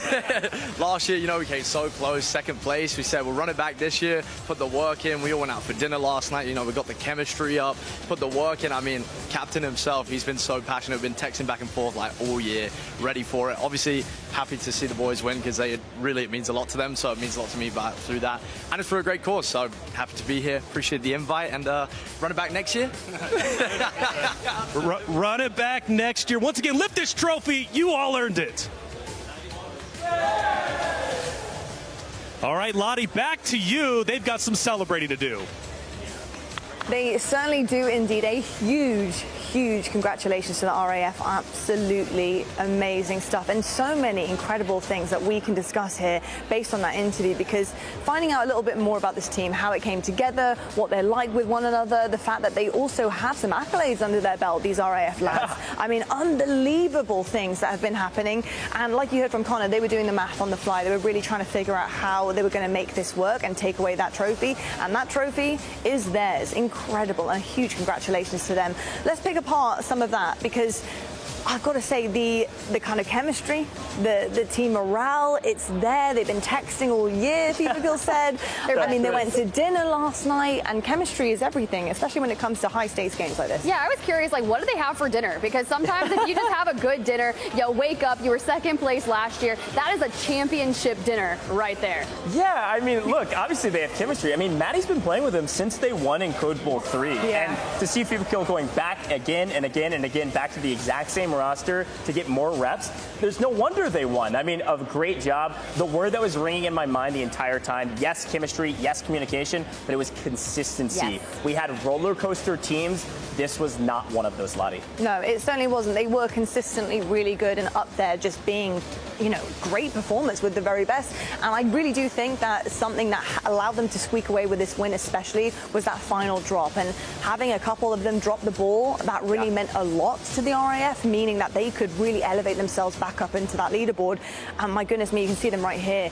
Sealed the deal. They are so happy, grinning ear to ear, second place last year. They did walk away with Code Bowl 3 as well. So Royal Air Force, they're coming out to play. They really can't be messed with. This is starting to become a little bit of an issue, I think, for the other branches. Yeah, it's a force to be reckoned with, and they were not going to let the U.S. Army go back to back. But it sounds like with that interview, if he was like, hey boys, hey Sophie, we running it back next year, because it sounds like that is a dominating team, like you were saying. And it was a blast, even from match number 1, right? We go to the home of FIFA, prison. Yeah. And only in game. I just want to say, only in game. No, he's not actually in prison. Right. No, Okay. he did have a shed at one point in time that he played from, but it wasn't a prison. Close. But it started off with that helicopter, right? It immediately picks up 5 kills. Then they continue on in match number 2. They make it, they play the long game. They grab a ton of kills. I called out Whoopty earlier and how many kills were on him throughout the duration of our 4 matches. It truly was a picture-perfect, consistent performance. Yeah, and unfortunately for some of the other teams, a lot of you put it perfectly. It's like they needed to step up in a big way to take down a consistent team. It wasn't like they put up a crazy last map. Royal Air Force weren't in that final fight, and so it didn't matter. It was just the fact that the teams that were trying to chomp at their heels couldn't put up anything. And we saw the math for a second on that leaderboard. I think if the Marine Corps win the map, I think they win overall. Oh my gosh, it was so dang close. It certainly was. Well, folks, it is time to crown our 3rd ever Monster MVP. A reminder, the award has been decided by the Code Bowl 6 broadcast team and will be given to honor the standout performance of a military team member who exhibited a relentless pursuit of victory and unleashed the beast on the competition. Reflections, let us know who won. All right, well, it looks like we are ready to announce the winner of Monster Energy MVP, and I'm proud to say our winner is Whoopty from RAF. Whoopty, take your prize, show it off to the camera. A beautiful ring that you get, of course, provided by Monster. Man, show it off the camera, please. They've got to see it, baby, because that's a prized possession. Only one person gets it, and Whoopty, it happened to be you. Yeah, go ahead and shake it, man. Look, check it out. You did a wonderful job. Let's talk about it. What does it feel like to be the Monster MVP? Feels pretty amazing, to be honest. I didn't even check the leaderboard throughout the games. I just, like I said, just gamed, did our best, and look where it's got us. Feeling good. I feel like, with you being the IGL, you have to be selfless. And you were selfless, but also slayed out, which is a rare trait. Not typically do you see an IGL who's able to also be the MVP, who slays out the most and does his job. Again, you put together this team, and it's truly miraculous. I just want to give you some time just to talk to your fans, maybe talk to your family. A big moment. Take the stage. I just want to say, everyone at home, thanks for watching. Well, on Tuesday. Thanks for watching, and yeah. Well, I'm gassed. I can't really talk, to be honest. I'm not gassed. So, no spoilers, but do you think you return next year? Do we get another Whoopty performance, another RAF championship? Oh, well, 1,000%. Definitely. Next year we'll be back. Double again. Okay. FIFA said run it back. So is FIFA going to be on the roster once again? Yeah, I hope FIFA's on the roster again. Yeah, me and FIFA all year since last year. Like, we met for the first time last year. I said to him, next year, we're going to run it up. We had a little bit of a roster change because one of the guys left the Air Force. And yeah, we played tournaments throughout the year. I got everyone involved, team meetings and stuff, like on Discord, and then we went out for food on Friday, which was good. Built the chemistry up, and then, yeah, today it's just paid off. 100%. Well, Whoopty, I'm so proud of you. I really am. You've done a phenomenal job. Monster MVP, also champion. Congrats again for winning, though, this year's Monster MVP award. Beautifully done, Whoopty. And you still got solo YOLO to do, mind you. So, hey, take that, play with it, and let it give you some new energy. Lottie, back to you at the desk. Thank you so much, Reflections. Massive congratulations to Whoopty. And in typical Whoopty fashion, and yeah, you were correct. Incredibly cracked, taking away our MVP. Unbelievable. So, Whoopty, you called it, Tiff. I mean, he was who was going to be coming up as our MVP here. How are you feeling about just having the absolute brain power, Giga Chad, on the desk / not desk, standing here with us because you knew exactly what was up? I feel like I just need to start dancing. I mean, I'm not going to. I can hit him with a whoop. There it is. Oh there you go. I'm sorry. That's sorry. Incredible. He's cringing out of his mind. I'll refrain myself. That's what happens when you become a mom. You get to do little things like that. I love it. It was a great call from you, Tiff. I'm going to be honest. It feels good when you're able to call it, and Tiff knows ball. We all know it. Nobody's ever said any different. I want to say Whoopty was very strong on the map. And Tiff, I think the reason, obviously, you were able to shout that out is from what you saw. I was watching some of the other teams. You spotted Whoopty's prowess on the map. We heard it, an IGL and slaying out and winning 1v multiple situations. Crazy. But it's not even just that. If you take a lot of the nuggets from the interview that we got, in particular, it was their development of the chemistry. Let's go ahead and pull up those standings yet again. 75.5 points. It's not like it was a landslide. It was scary. Throughout those 4 games, you had to be on your very best performance, and that goes in with the chemistry, with the dinners, the team meetings throughout the entirety of the year, linking up in Discord, because who knows, those players, they could be from all over the world, right? They're not necessarily sitting next to each other in a boot camp situation coming into this. This could be the first or second time, especially with the roster change. Indeed, I've got to say, Air Force Gaming, they're going to be kicking themselves here, just trailing behind, but Royal Air Force, they were supreme, and off they go, carrying that Code Bowl 6 trophy with them. Stay tuned, though, folks, for the Solo YOLO presented by Corsair coming up next. We're going to take a quick break, but we have plenty more action coming your way right after this.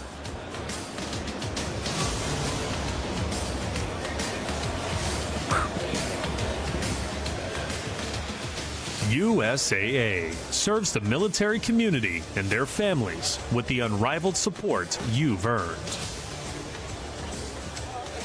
Monster Energy. Grab a co-branded can of Monster Energy. Find the code under the tab and upload to callofduty.monsterenergy.com to earn bonus in-game rewards in Black Ops 7. Experience the world of Call of Duty with Corsair, the official gaming hardware and peripheral partner of Call of Duty and Call of Duty Endowment. Visit Corsair.com for more information. Gillette Antiperspirants proudly supports veterans through the Call of Duty Endowment. Enjoy 72-hour sweat and odor protection.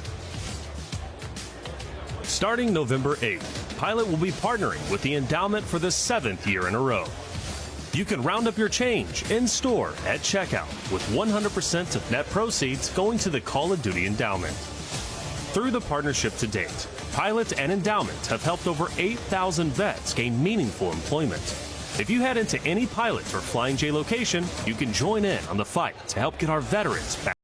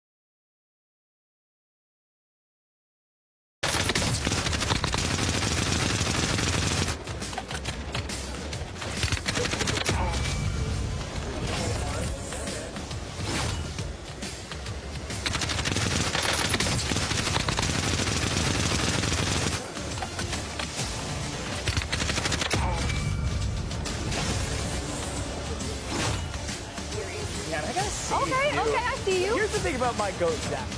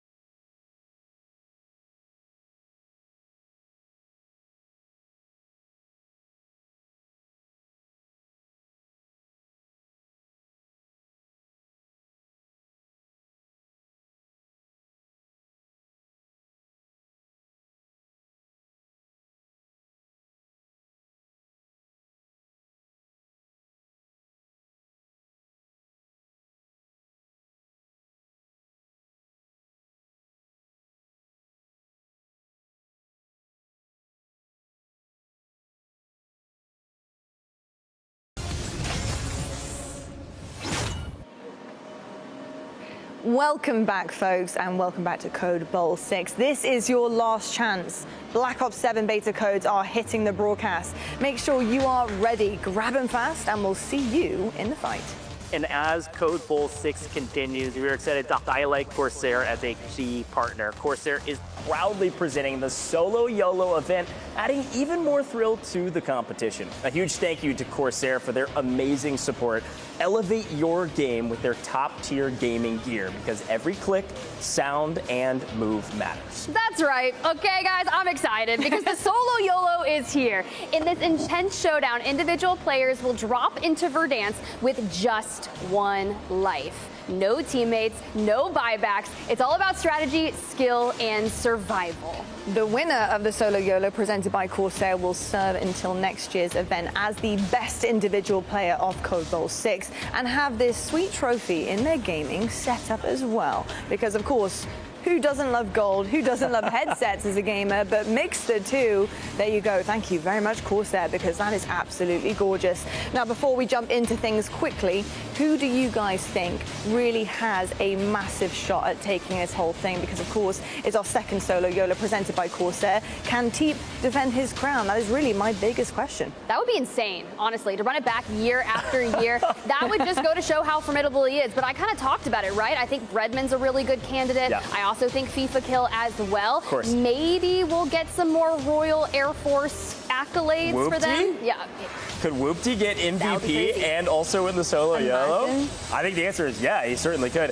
When we talk about Solo YOLO, I like talking about math. I'm sorry. We talk about percentages of people's chances of winning. Okay. We have a lot of individual layers of skill. We talk about percentages. We have a total of 60 players. That is a lot of people on this map. However, we're going back to the biggest of maps. We will start with the entire map open that everybody can drop into. It's going to be very slow to start. People are going to be ratting around playing for the final moments. If you talk about 1 in 60 chance, the only real question I have is who has a little bit higher than 1 in 60 chance, right? I think the people you've mentioned that have done it in the past, Teep, Bredman, FIFA Kill, absolutely, they've got a higher than a 1 in 60 chance. But at the end of the day, a 1 in 60 chance versus a 3 in 60 chance, all of that math doesn't matter. You just got to be last alive. It doesn't matter how many tickets you've got in the Hunger Games Bowl. They can pull your name.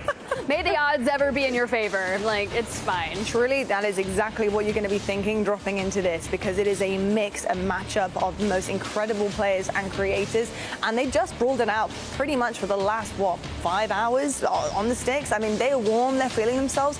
And you mentioned Whoopty. I mean, how much can you actually weigh into confidence, feeling yourself? I mean, just picked up MVP and the Code Bowl 6 trophy. So how much do you think that's really going to come into play here? Is the ring on? Could be. Because, I mean, heavy is the hand. That's a lot of responsibility if you're going to be dropping that ring on you. But look, I mean, you're still riding off the momentum from that win. So if any of the Royal Air Force team does make that happen, that's pretty sick. But we can also look elsewhere, right? How close was Zach and Huskers there towards taking, the final win of the game? They're very ebb and flow throughout the entirety of Code Bowl 6. This would be a nice finishing on it. Yeah, it's kind of one of those things where you talk about the roller coaster, it goes up and goes down. We ended actually on an up for that team, so I don't know if we'll head back down or we'll kind of coast to a finish at the peak. Absolutely Marine Corps. A very wise person once said, scared money don't make money, all right? And so I think at the end of the day, you gotta have confidence. Okay. And I'm looking actually at that winner. I'm looking at Whoopty to say, hey, you have so much confidence that it doesn't really matter if you lose this. You've already gotten all your wins, but that confidence can win you gunfights against another solo or another 5 solos that are all staring you down in the final circle. I mean, kind of discussed, quite a bit different from what we've just witnessed. The mini Royale is completely different kettle of fish compared to what we're dropping into solo YOLO here with the 60 players. It's going to be a brawl, but is it going to be a brawl? Is it going to be risky? Is it going to be fast? Is it going to be a little bit crazy? Or are we going to see a bit of a slow start and then an upward trend into that kind of crazy last circle, a couple of players alive and really trying to risk it all for the biscuit? So we've had a couple of fun versions of this where we've seen so many different varieties in the end game. And if there's one thing that I know about Verdansk, it's the open end games. So we're going to have a ton of people there at the end, and the moment it centers up over that field, it will feel very much like the cornucopia, a Hunger Games vibe, and who's going to come out on top. Honestly, I don't even know. I don't have any guesses, but I really would like to think that a certain morale booster in Dawes. Oh, okay. I don't know why I'm throwing that one out there. I got a little hunch. Not that I have a script in my back pocket or anything, and someone come find me if he does win, because then that's scary. That would be, you've already pulled off a great prediction already. If you can go back to back with Dawes, I do think Dawes is a really good option for winning this whole thing. I'm just going to throw a wild card out there. Okay. I think like Legion could win this. Oh, here's my opinion about solo YOLO. It is a lot of randomness and it's a lot of adapting. And funny enough, this is going to feel very different from Mini Royale. You ask about pacing. It is going to be insanely slow to start. We're going to go really, really slow. It's going to feel like a National Geographic episode at the very beginning. People are going to be hanging out. They're going to be walking and scurrying through the bushes. When we get to the end game, likely out in the open, like Tiff's saying, it's going to be utter chaos. We go back to our Mini Royale fundamentals. Resource management. Do we have smokes? I don't know. You better have some resources. If you don't have a gas mask in the final circle, I don't think you're winning. Yeah, it's going to be tough. If you don't have those resources, you don't have the equipment that you need to carry you forward, again, like you are in a pretty difficult position. I do know one thing is that a lot of these players have been in multiple positions. They have been in situations where they really have their back against the wall and they're still able to get out of it. We've seen it a couple of different times where even in the Mini Royale, we've seen players who really should have been gunned down and really taken out of the lobby, but they've managed to pull through, getting double kills, for example, hiding behind a door, etc. There's a lot of things I think you can actually take on board here and expect the unexpected. But like you said, the National Geographic at the start, the slow pace potential, that's absolutely fine. I hear your best David Attenborough impressions when we go into the head. He's like, no, absolutely not. Can you stay out here with us? Come in, try-cast it. Sure. You can come in and be like, Legion. Combat crawling on the floor through the grass. There we go. How's pretty good. Yeah. Can we get some music alongside that? And then it's like we're just really setting the crickets chirping in the background. It'd be absolutely perfect. The birds. The birds, exactly. The horizon. For me, if I had to put my kind of, every egg in a basket, I have been roasting, not really roasting, but just low-key roasting a player all day, and I'm going to say Swag. Oh. You know what? I think it's that time. I need to give him some flowers. I'm going to say Swag, and that's just purely because I got it wrong with the car play. That's really all he had to do. Got very unlucky with the roof. I'll say that. Very, very unlucky. So Swag, I think he could be our solo YOLO today. I think he could take it all, but who knows? How do you guys feel about Swag? I'm okay with it. I think that's a solid position. I mean, how much was their clutch factor just a couple of weeks ago to even make it to that big competition happening in just a couple days' time? He's playing for $1 million in a couple days because of some really clutch moments. Absolutely, it's a player that can ice up. Speaking of icing up, though, I've been talking about the randomness a little bit with solo YOLO. Yeah. I want to talk a little bit more about the strategic nature of what being a really good IGL will bring to the table. It's the reason we talk about Breadman often. Another very good IGL and can play his life very well. Iceman Isaac, okay? There you go. Every time we do solo YOLO competitions and he's competing, I always bring his name up. He is very, very smart. He can play on he can play this game in pretty much any way you could possibly think about it. He plays on controller, he plays keyboard and mouse, he plays solos, he plays trios, he plays competitive, he does content, he does everything under the sun. And every competition, he's always a fantastic IGL for rosters like this with our military service branches. So I think Iceman Isaac can make a play, not just because he's a good friend, but he's very smart at the game. The Swiss Army knife of Warzone, that's what they like to call him. That's what I like to call him. That's what I have dubbed him. But excited to see that actually come to life as well. I am also excited to see some of our players actually take charge on their own. I think understanding how they would like to play the game, because it does play very different solo-wise. And like we said, obviously in terms of the pacing, it's going to become a lot slower. Do you see that maybe happening in the end game? Do we see some kind of creepers who are lurking in the sidelines, who are not really engaging, to try to crawl towards the finish line and really just maintain their equipment, maintain everything that they're building up and they're looting on the way, and basically seal the deal in the final circle? We're going to see some people get really comfy with the foliage. Okay. They're going to be besties with the leaves and the trees. And here's the deal. Let's go back just a few years ago. There was this solo YOLO on Verdansk. The celebration was crazy. A man named Scump won it. Yes, he did. Now, the second place player in that event, Aiden, has not been able to get himself a win in a solo YOLO. And anytime you get second, it is one of the biggest losses that you can see. And you think about those moments, right? And then you start kind of mapping out every decision that went into it. Now that we're back on Verdansk, the nostalgia is here. This could be the perfect scenario. This could be Aiden's time. We actually hadn't mentioned Aiden again until right now, and that's because obviously things were getting a little bit quiet when we were back fighting for that Code Bowl 6 trophy. But back on solo YOLO, do you think this is time where Aiden takes the reins here? He can really push forward and show us what he's got, and maybe leave it all out on the Verdansk field? This could be a chance for him to reverse history. This is a really, reverse the curse of the solo YOLO for Aiden. Again, a player similar, except the opposite side of the coin, similar to a team or a player that just won a lot. Frankly, at the bottom of the leaderboard, they had a really rough day. It's kind of all confidence at this point. That's all you've got left to lean on. So why not just go for broke? Aiden absolutely could put on the burners and maybe pick up a ton of kills while we play for that last spot. I do want to remind people at home, by the way, if you haven't had a chance to watch solo YOLO, kills don't matter. There are no multipliers. Nothing matters at all besides being the last person standing. The truest version of a battle royale. If you are last person standing with 0 kills, but you were what we call in the business the perfect bush Wookiee, then be your bush Wookiee. Hang out in that bush and just chill until the final circle if you want to. With that in mind, where do you think we're going to be seeing a lot of the drops happening right off the rip coming out of the plane? Because, you know, we've had obviously hot drops today, and it has been a completely different, I think, ideology of how you want to play. You want to be going in where it's really hot and it's really risky and getting as many kills off the board as you can. But this time around, it's a little bit different. So where do you anticipate? You know what we haven't seen all day? Downtown. Why not hide in plain sight? You can use the stairways, you can use the zips, and if you run into an issue, you can get to the roof, you can parachute your way on out of there. Now, you might run into the open arms of some other enemy player, but at least you tried to get away. Yeah, downtown's not a bad play. Yeah, my brain was kind of going to like the mentality of I want to be able to move anywhere on the map if I can. And so you're not going to look, at least I wouldn't look to the edges of the map. Edges of the map are only good if you go to the edge where the first zone shows you need to go. Otherwise, I actually quite like being near center roughly. Really avoid the big wide open spaces in the north unless we know we're ending there. I would not head to Dam. I would not head to the north side of the map. there are gigantic, wide open spaces, and there are a lot of players that can shoot at you as you try to rotate.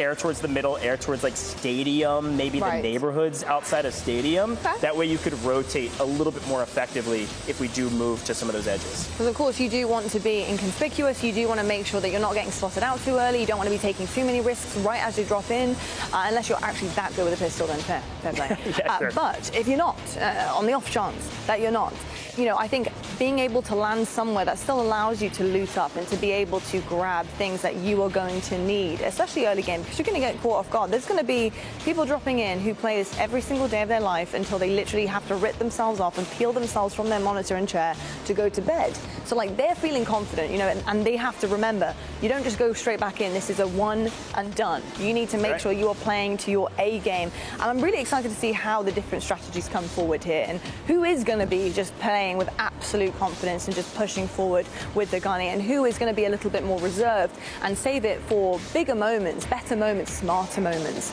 and see what gunfights they take as well. Is there any players in particular that you know of that tend to kind of trend in that direction, who like to take the smarter gunfights, the smarter gameplay, who really think about the way that they move around the map and how they rotate? Can I just say all of our service members that are playing here today? Yeah. Because they train really IRL like every day, day in, day out, but they're also those people that are putting in work and grinding at this game that are, you know, they have to peel themselves away to get into bed, to go up and, you know, put in the job work out the next day. But this is the kind of moment where you have to get into that mental game, right? Because sure, the gunny second, like we said, communication is first, but for solo YOLO, it's all about maintaining your mental, because if you do get picked out while the gulag is still there, you still got another 1v1 chance to get back into it. That is your only safety net, and you have to remain resilient. Yeah, you've got to avoid 1v multiple situations. There's no reason to put yourself into those situations unless you're in the in-game and in the final circle. You're getting a chance to see all of our players making sure their gunny stays warm, because you're right,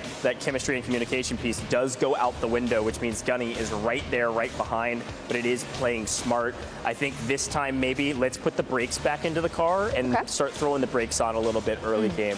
Don't risk dumb fights that don't actually net you anything. Some fights in the early game do have to be taken to win your POI. That would be a huge, huge boon for you and setting yourself up for success, especially if you're in the final zone or what you expect to be the final zone.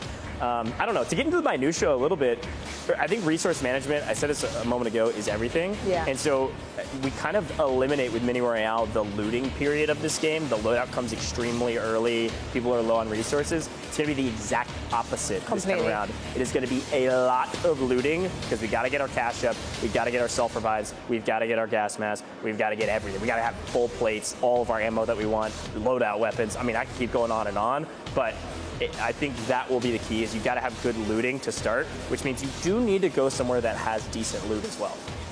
Can I be a menace? You can be the biggest menace. You might agree with me here on this. You can go the route of Goj over here and be resource management, play for the long game, and then still die and not win anything. Yeah, but what you could do is throw a wrench in it and just go out guns a-blazing. Take every single fight. You drop in an area that you've looted 1,000 times, that you know where every supply crate is. The ground loot's not half bad right now on Verdansk. So you get an AR that you're comfy with and you say, all right, I'm going out and I'm going to take down every single player. Because how else do you win? Like, maybe you can win with just 1 kill, but I'd like to win with 15. Yeah, I was going to say, feels bad, man, otherwise. It feels bad, man. I will say. You still win, though. You still win, and we've seen this in solo YOLOs in the past. When we move into the solos category, the playlist, things are opening up in terms of what we can use. We could see some people running riot shields again, just like the good old days. I mean, we could see RPGs, and you could see just about anything in solos. Anything goes. So I don't really know what to expect. I think we will see pretty much everything under the sun. Well, I was going to talk about our operator skin choices, because not only are our weapon choices our strategy, but if you want to be a big purple fuzzy man out there in Verdansk, go for it. But I also do love the Groot skin making a comeback, and that is pretty tough to see. If you want to become one with the foliage like we were talking about becoming a tree, hey, we've seen people do that. We've seen people do that. Do you know what? I do like your two opposite kind of like looks on how to play this. I mean, I mean, Tiff over here is unleashing the beast, quite literally. And then we've got Goj, you know, Einstein time. That's totally fine by me. And I'm excited because we're going to see pretty much every single strategy that you can think of because of how many players are going to be dropping in here into Verdansk. And it's going to be incredible. It's also really cool to see them keeping their gunnies warm like this because something that is also a little bit different on Warzone that you might find in multiplayer is you don't get a ton of action all the time. The engagements are few and far between at times, especially when you're on your own solo here. So being able to stay warm and not having to get cold a little bit too early on is going to be crucial because one whiff, it's over. Yeah, some people are staying warm. Others, Joe, I think, walking across the venue talking trash. That's what I like about. I don't think this is what it's called. I'm colloquially calling this the pit because that's what it feels like. All the players right next to each other, able to talk trash. Look at Joe's in the middle of the screen there, walking around, talking to maybe former teammates, current teammates, or anybody he's wanting to talk trash to. You know? Yeah, hey, the mental game is huge as well. Let's get a little weird.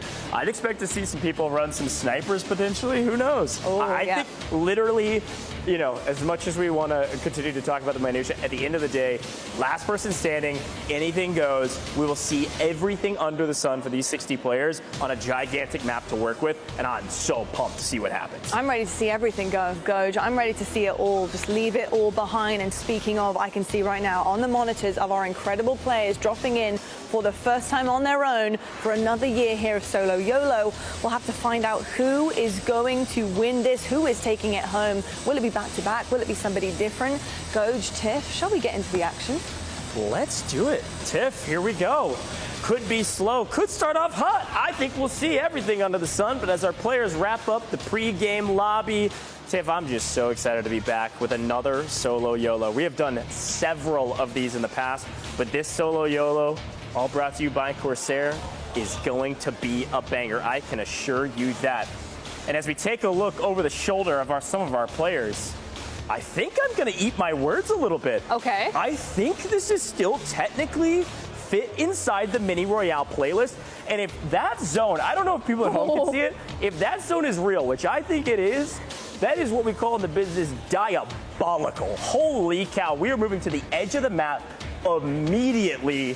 These players trying to figure out what the heck to do. You said expect the unexpected earlier, and I asked for chaos, and we are getting every bit of it. And as our players drop on down, all 60 of them, friends become foes, and FIFA hunts down swag.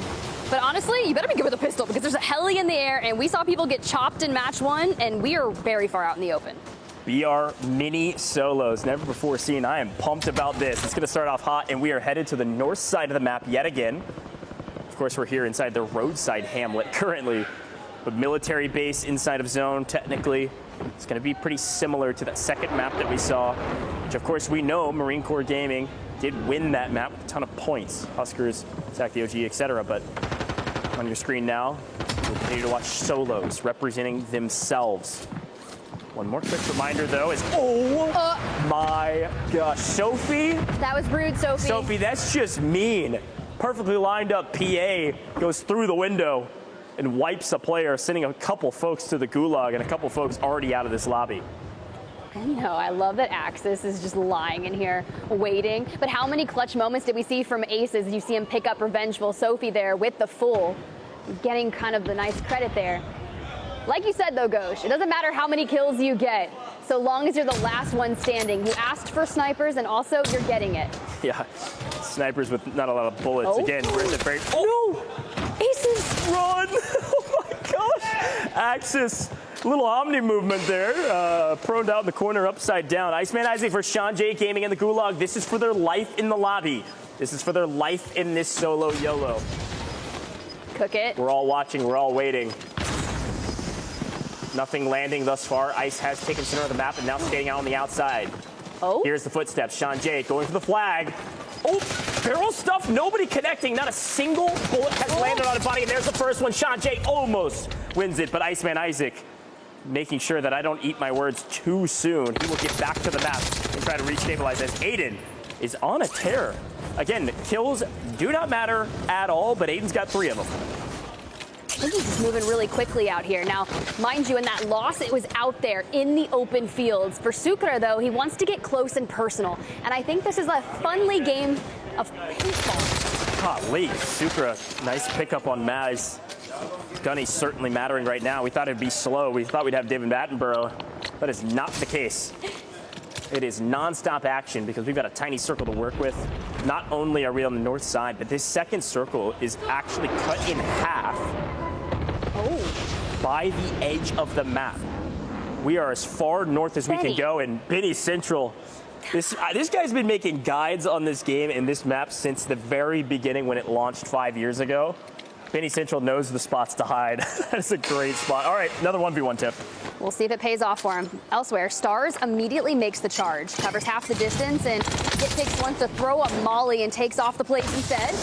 Nice little reposition from Stars, but I don't think it's going to be enough. Nice try, though, down to 40, and Get Picked gets another chance.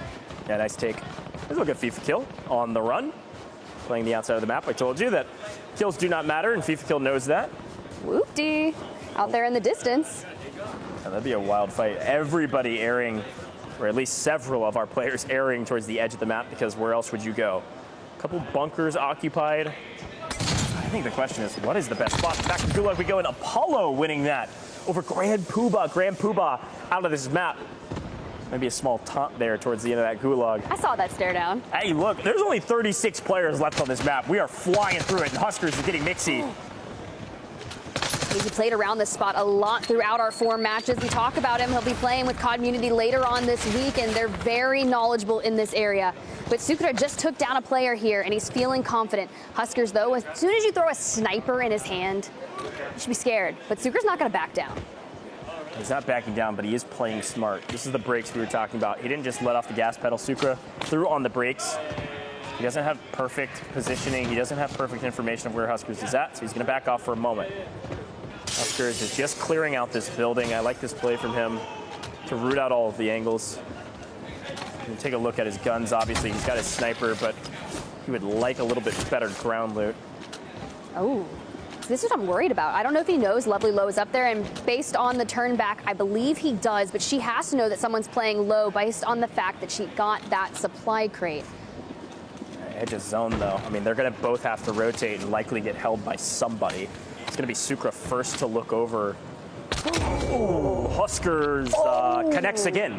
That was dirty, honestly, just the pop-up. And the fact that Sucre doesn't take down Huskers while he's making that move, that was how efficient he was with that. And he's immediately setting his sights to keep clearing out this space. Now, they had a run in earlier, so he knows that player is still here. First bullets connecting from Sucre. The Huskers may only need one. No way. It's up tight. He goes up to the height, drops back down, just trying to find an angle. These two players are dancing around each other. Huskers elects to go outside. Going to try to isolate this fight in a different way. Pushed out the outside without a lot of cover, but just enough. Cracked shields. And I was worried about the bread. The bakery was hot. The bread delivered. Connects with a sniper shot of his own. Breadman rocking a sniper as expected. Holy cow. There's something to be said about a freshly sliced piece of warm bread with butter on it.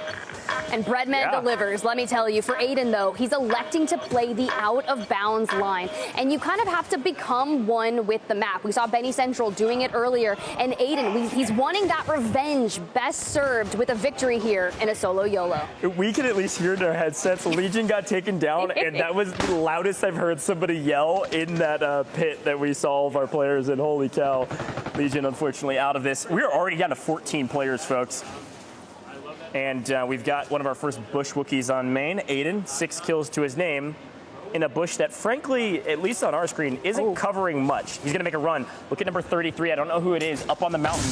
Could take some shots, but Aiden wants his loadout, and he wants it now. He's going to get it. And I don't think our friend number 33 is looking to throw any shots down lane. Does not want to give away their position. I think that's respectable, right? You're playing the long game. You can be patient, have that trigger discipline. Elsewhere, you've got players still on the outskirts. It's all about clearing one side of the circle and being the last to rotate for FIFA. A cross-map kill would be nice, on to outplayed. But he's not going to be able to give him. The one thing he does do is give up that information, whereas you still have a player just across from him.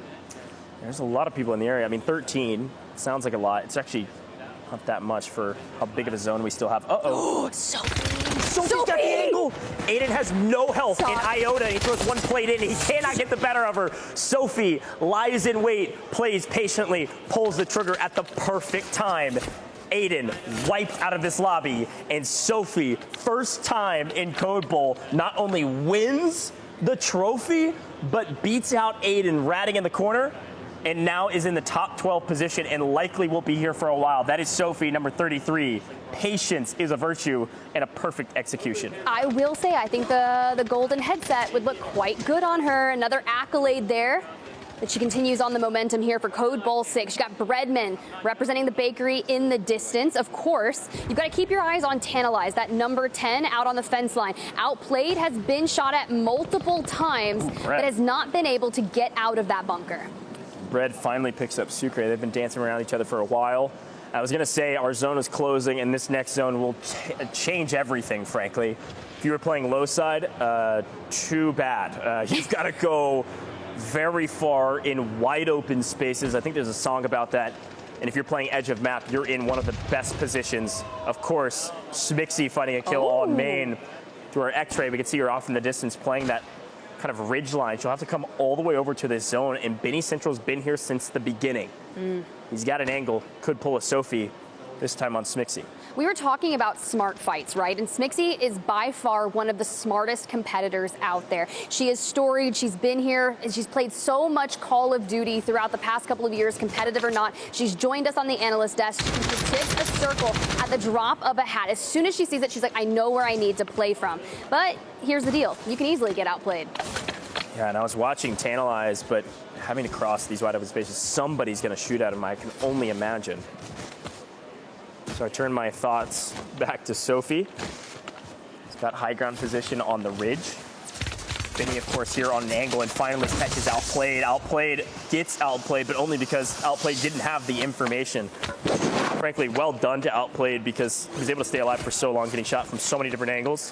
Unfortunately, does fall top 10. We are into 9 total players left. Benny Central, one of those. Smixy on the ridge, not in zone, but in a good position to make it to the edge of zone on the ridge on the very edge of the map. For a numbers guy, Goes, you were talking about 1 out of 60. Right now, we're at a 1 out of 9 chance of taking the solo YOLO. This is where things start to get very interesting. And for Tantalize, kind of making the move across the fence line. Elsewhere, FIFA Kill takes down Breadman, who is one of the heavy hitters that we were talking about for this format in particular. But can he hit a mirror rotation straight around towards Smixy? We've got 2 members of the Royal Air Force still in. They just won the Code Bowl. And no, Sophie goes down. Smixy on the ridge. We saw the insane wrap that Smixy was able to make all the way from the offside of the ridge, all the way up into zone, finds Sophie and takes the power position on top of the hill. Benny Central still in the same spot. Nobody knows where he is, and he is still hiding in this rock crevice and has made a fool of 2 players and has made it to top 6. There is a player, Warbs, just on the other side, though, and Smixy has the high ground. But look at our new zone poll. It is in dead center. Nobody has an advantage. High ground has to move down. Low ground has to move up. It's about to be a bloodbath for this final fight. Smixy. Little glass ankle move here, and she's going to go ahead and lay the groundwork. You got FIFA Kill on the horizon, just on the roof. Isaac below him. Benny Central and Warbs out towards the left. But Smixy has elected to hit the army crawl forward and try to lay ground into that next zone. This is a really smart move from Smixy. We were kind of touting her ability to read a map extremely well. She knew she could not play high ground. Rotated extremely early, and I thought was safe, but who was shooting? I think FIFA Kill saw maybe a toe or a leg and took some shots this way. Isaac Cod, I don't think has thrown bullets down yet. I can only assume FIFA Kill knows he's in the area, but not necessarily the case. And it is FIFA Kill with the high ground position. Spotted Smixy briefly, but I think Smixy has now hidden their entire body behind the tree, and FIFA Kill is going to rotate on the left side here. Isaac Cod doesn't have an angle yet. Warbs has found Benny. Benny did a great job, but unfortunately, Warbs was lying in wait just a hair longer. Here we go. Isaac about to push on forward, straight into the line of sight of FIFA. Does the dodge, saves himself for now. But is it enough? A misplay right there for FIFA. This could be an interesting moment. Whoopty Our MVP from Monster Energy early on Team Mixie. FIFA takes the win, and it's FIFA versus Whoopty. We talked about our friends, but now they're foes. Who's going to take the other one down? Are you kidding me? I couldn't write a better story. We just won the Code Bowl, and we have 2 players from the same team as the final 2 players in the Corsair Solo YOLO. This is unbelievable. Whoopty with 5, FIFA Kill with a couple. Whoopty with the high ground for now, but FIFA Kill with a ton of cover. A 1v1 against teammates. They just went out to dinner together. Literally last night, and now are fighting for another title. Whoopty extremely low. FIFA Kill gonna find the finishing blow. FIFA Kill is your Corsair Solo YOLO champion. He's done it again. Unstoppable. But this is what it's about. The 1v1, they were right next to each other. The celebrations are here. Let's go, FIFA. But you got to turn around, and you've got to hug Whoopty. Insane. Let's head down to the stage. Let's head to the pit. Taylor Reflections Noble.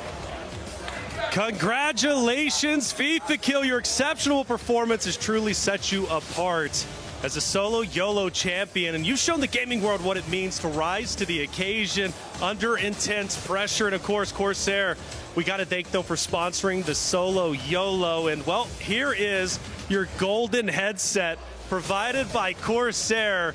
Second place last year to Teep. I hate to say his name, but I got to bring him up, okay?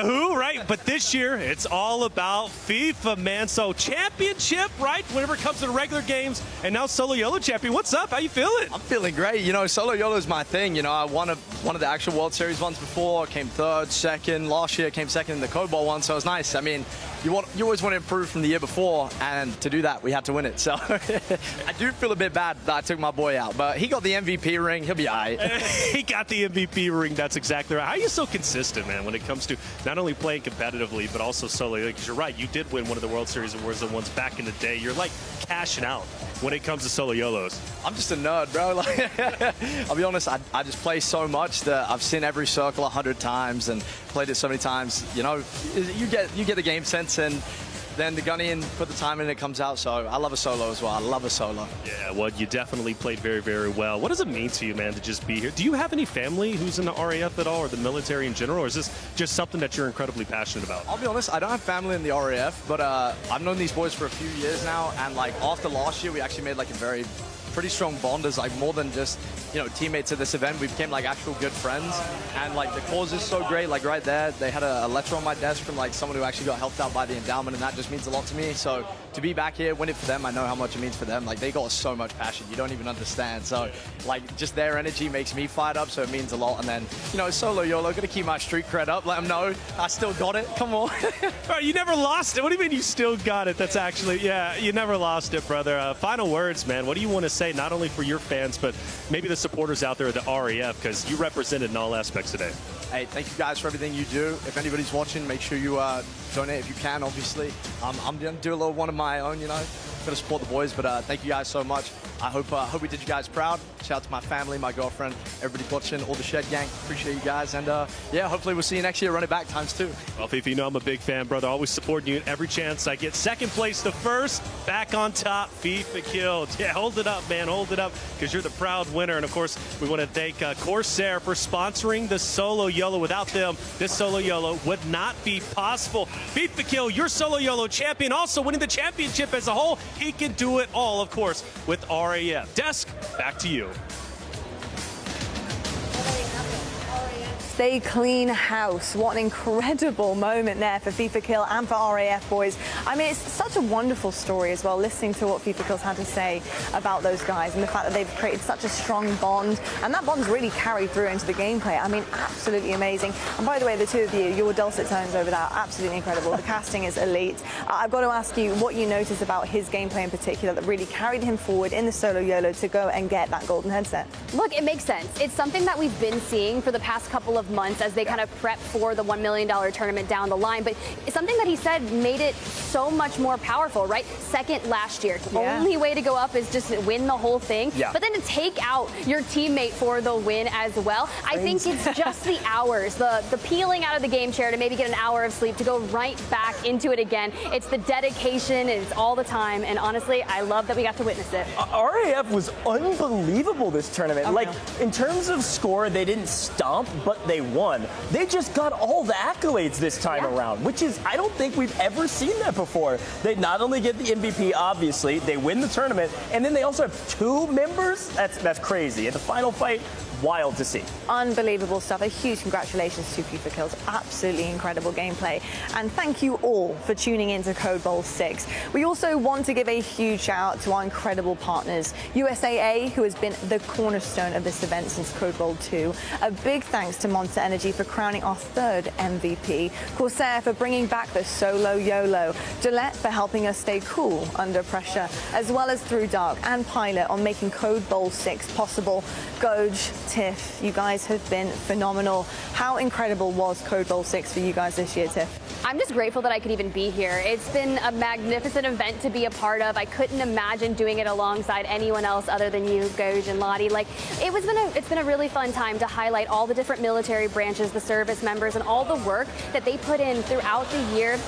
In-game, out-of-game, just every bit of it. And to seeing it all culminate in a beautiful win for the Royal Air Force, I love it. Yeah, I'm going to be honest. This is one of my favorite events of the year, and to get it, to do it alongside 2 of my best friends in the industry, it's so good to be here up with both of you. But this was also a historic event when you think back about Code Bowls, and so to be a part of that as well, to see Royal Air Force dominate in the fashion that they did, but also have great competition. We didn't even know who the winner was until they showed us the leaderboard. Like, all the good things you want in a great competition. Amazing. Well, casters, thank you so very much for all of your hard work all day. Thank you so much to our service members. Thank you so much to our content creators and everybody, of course, at home watching. We really do appreciate everyone's support, and we look forward to seeing you guys at the next event. That's it. Good night from us, and we'll see you at the next Code Bowl.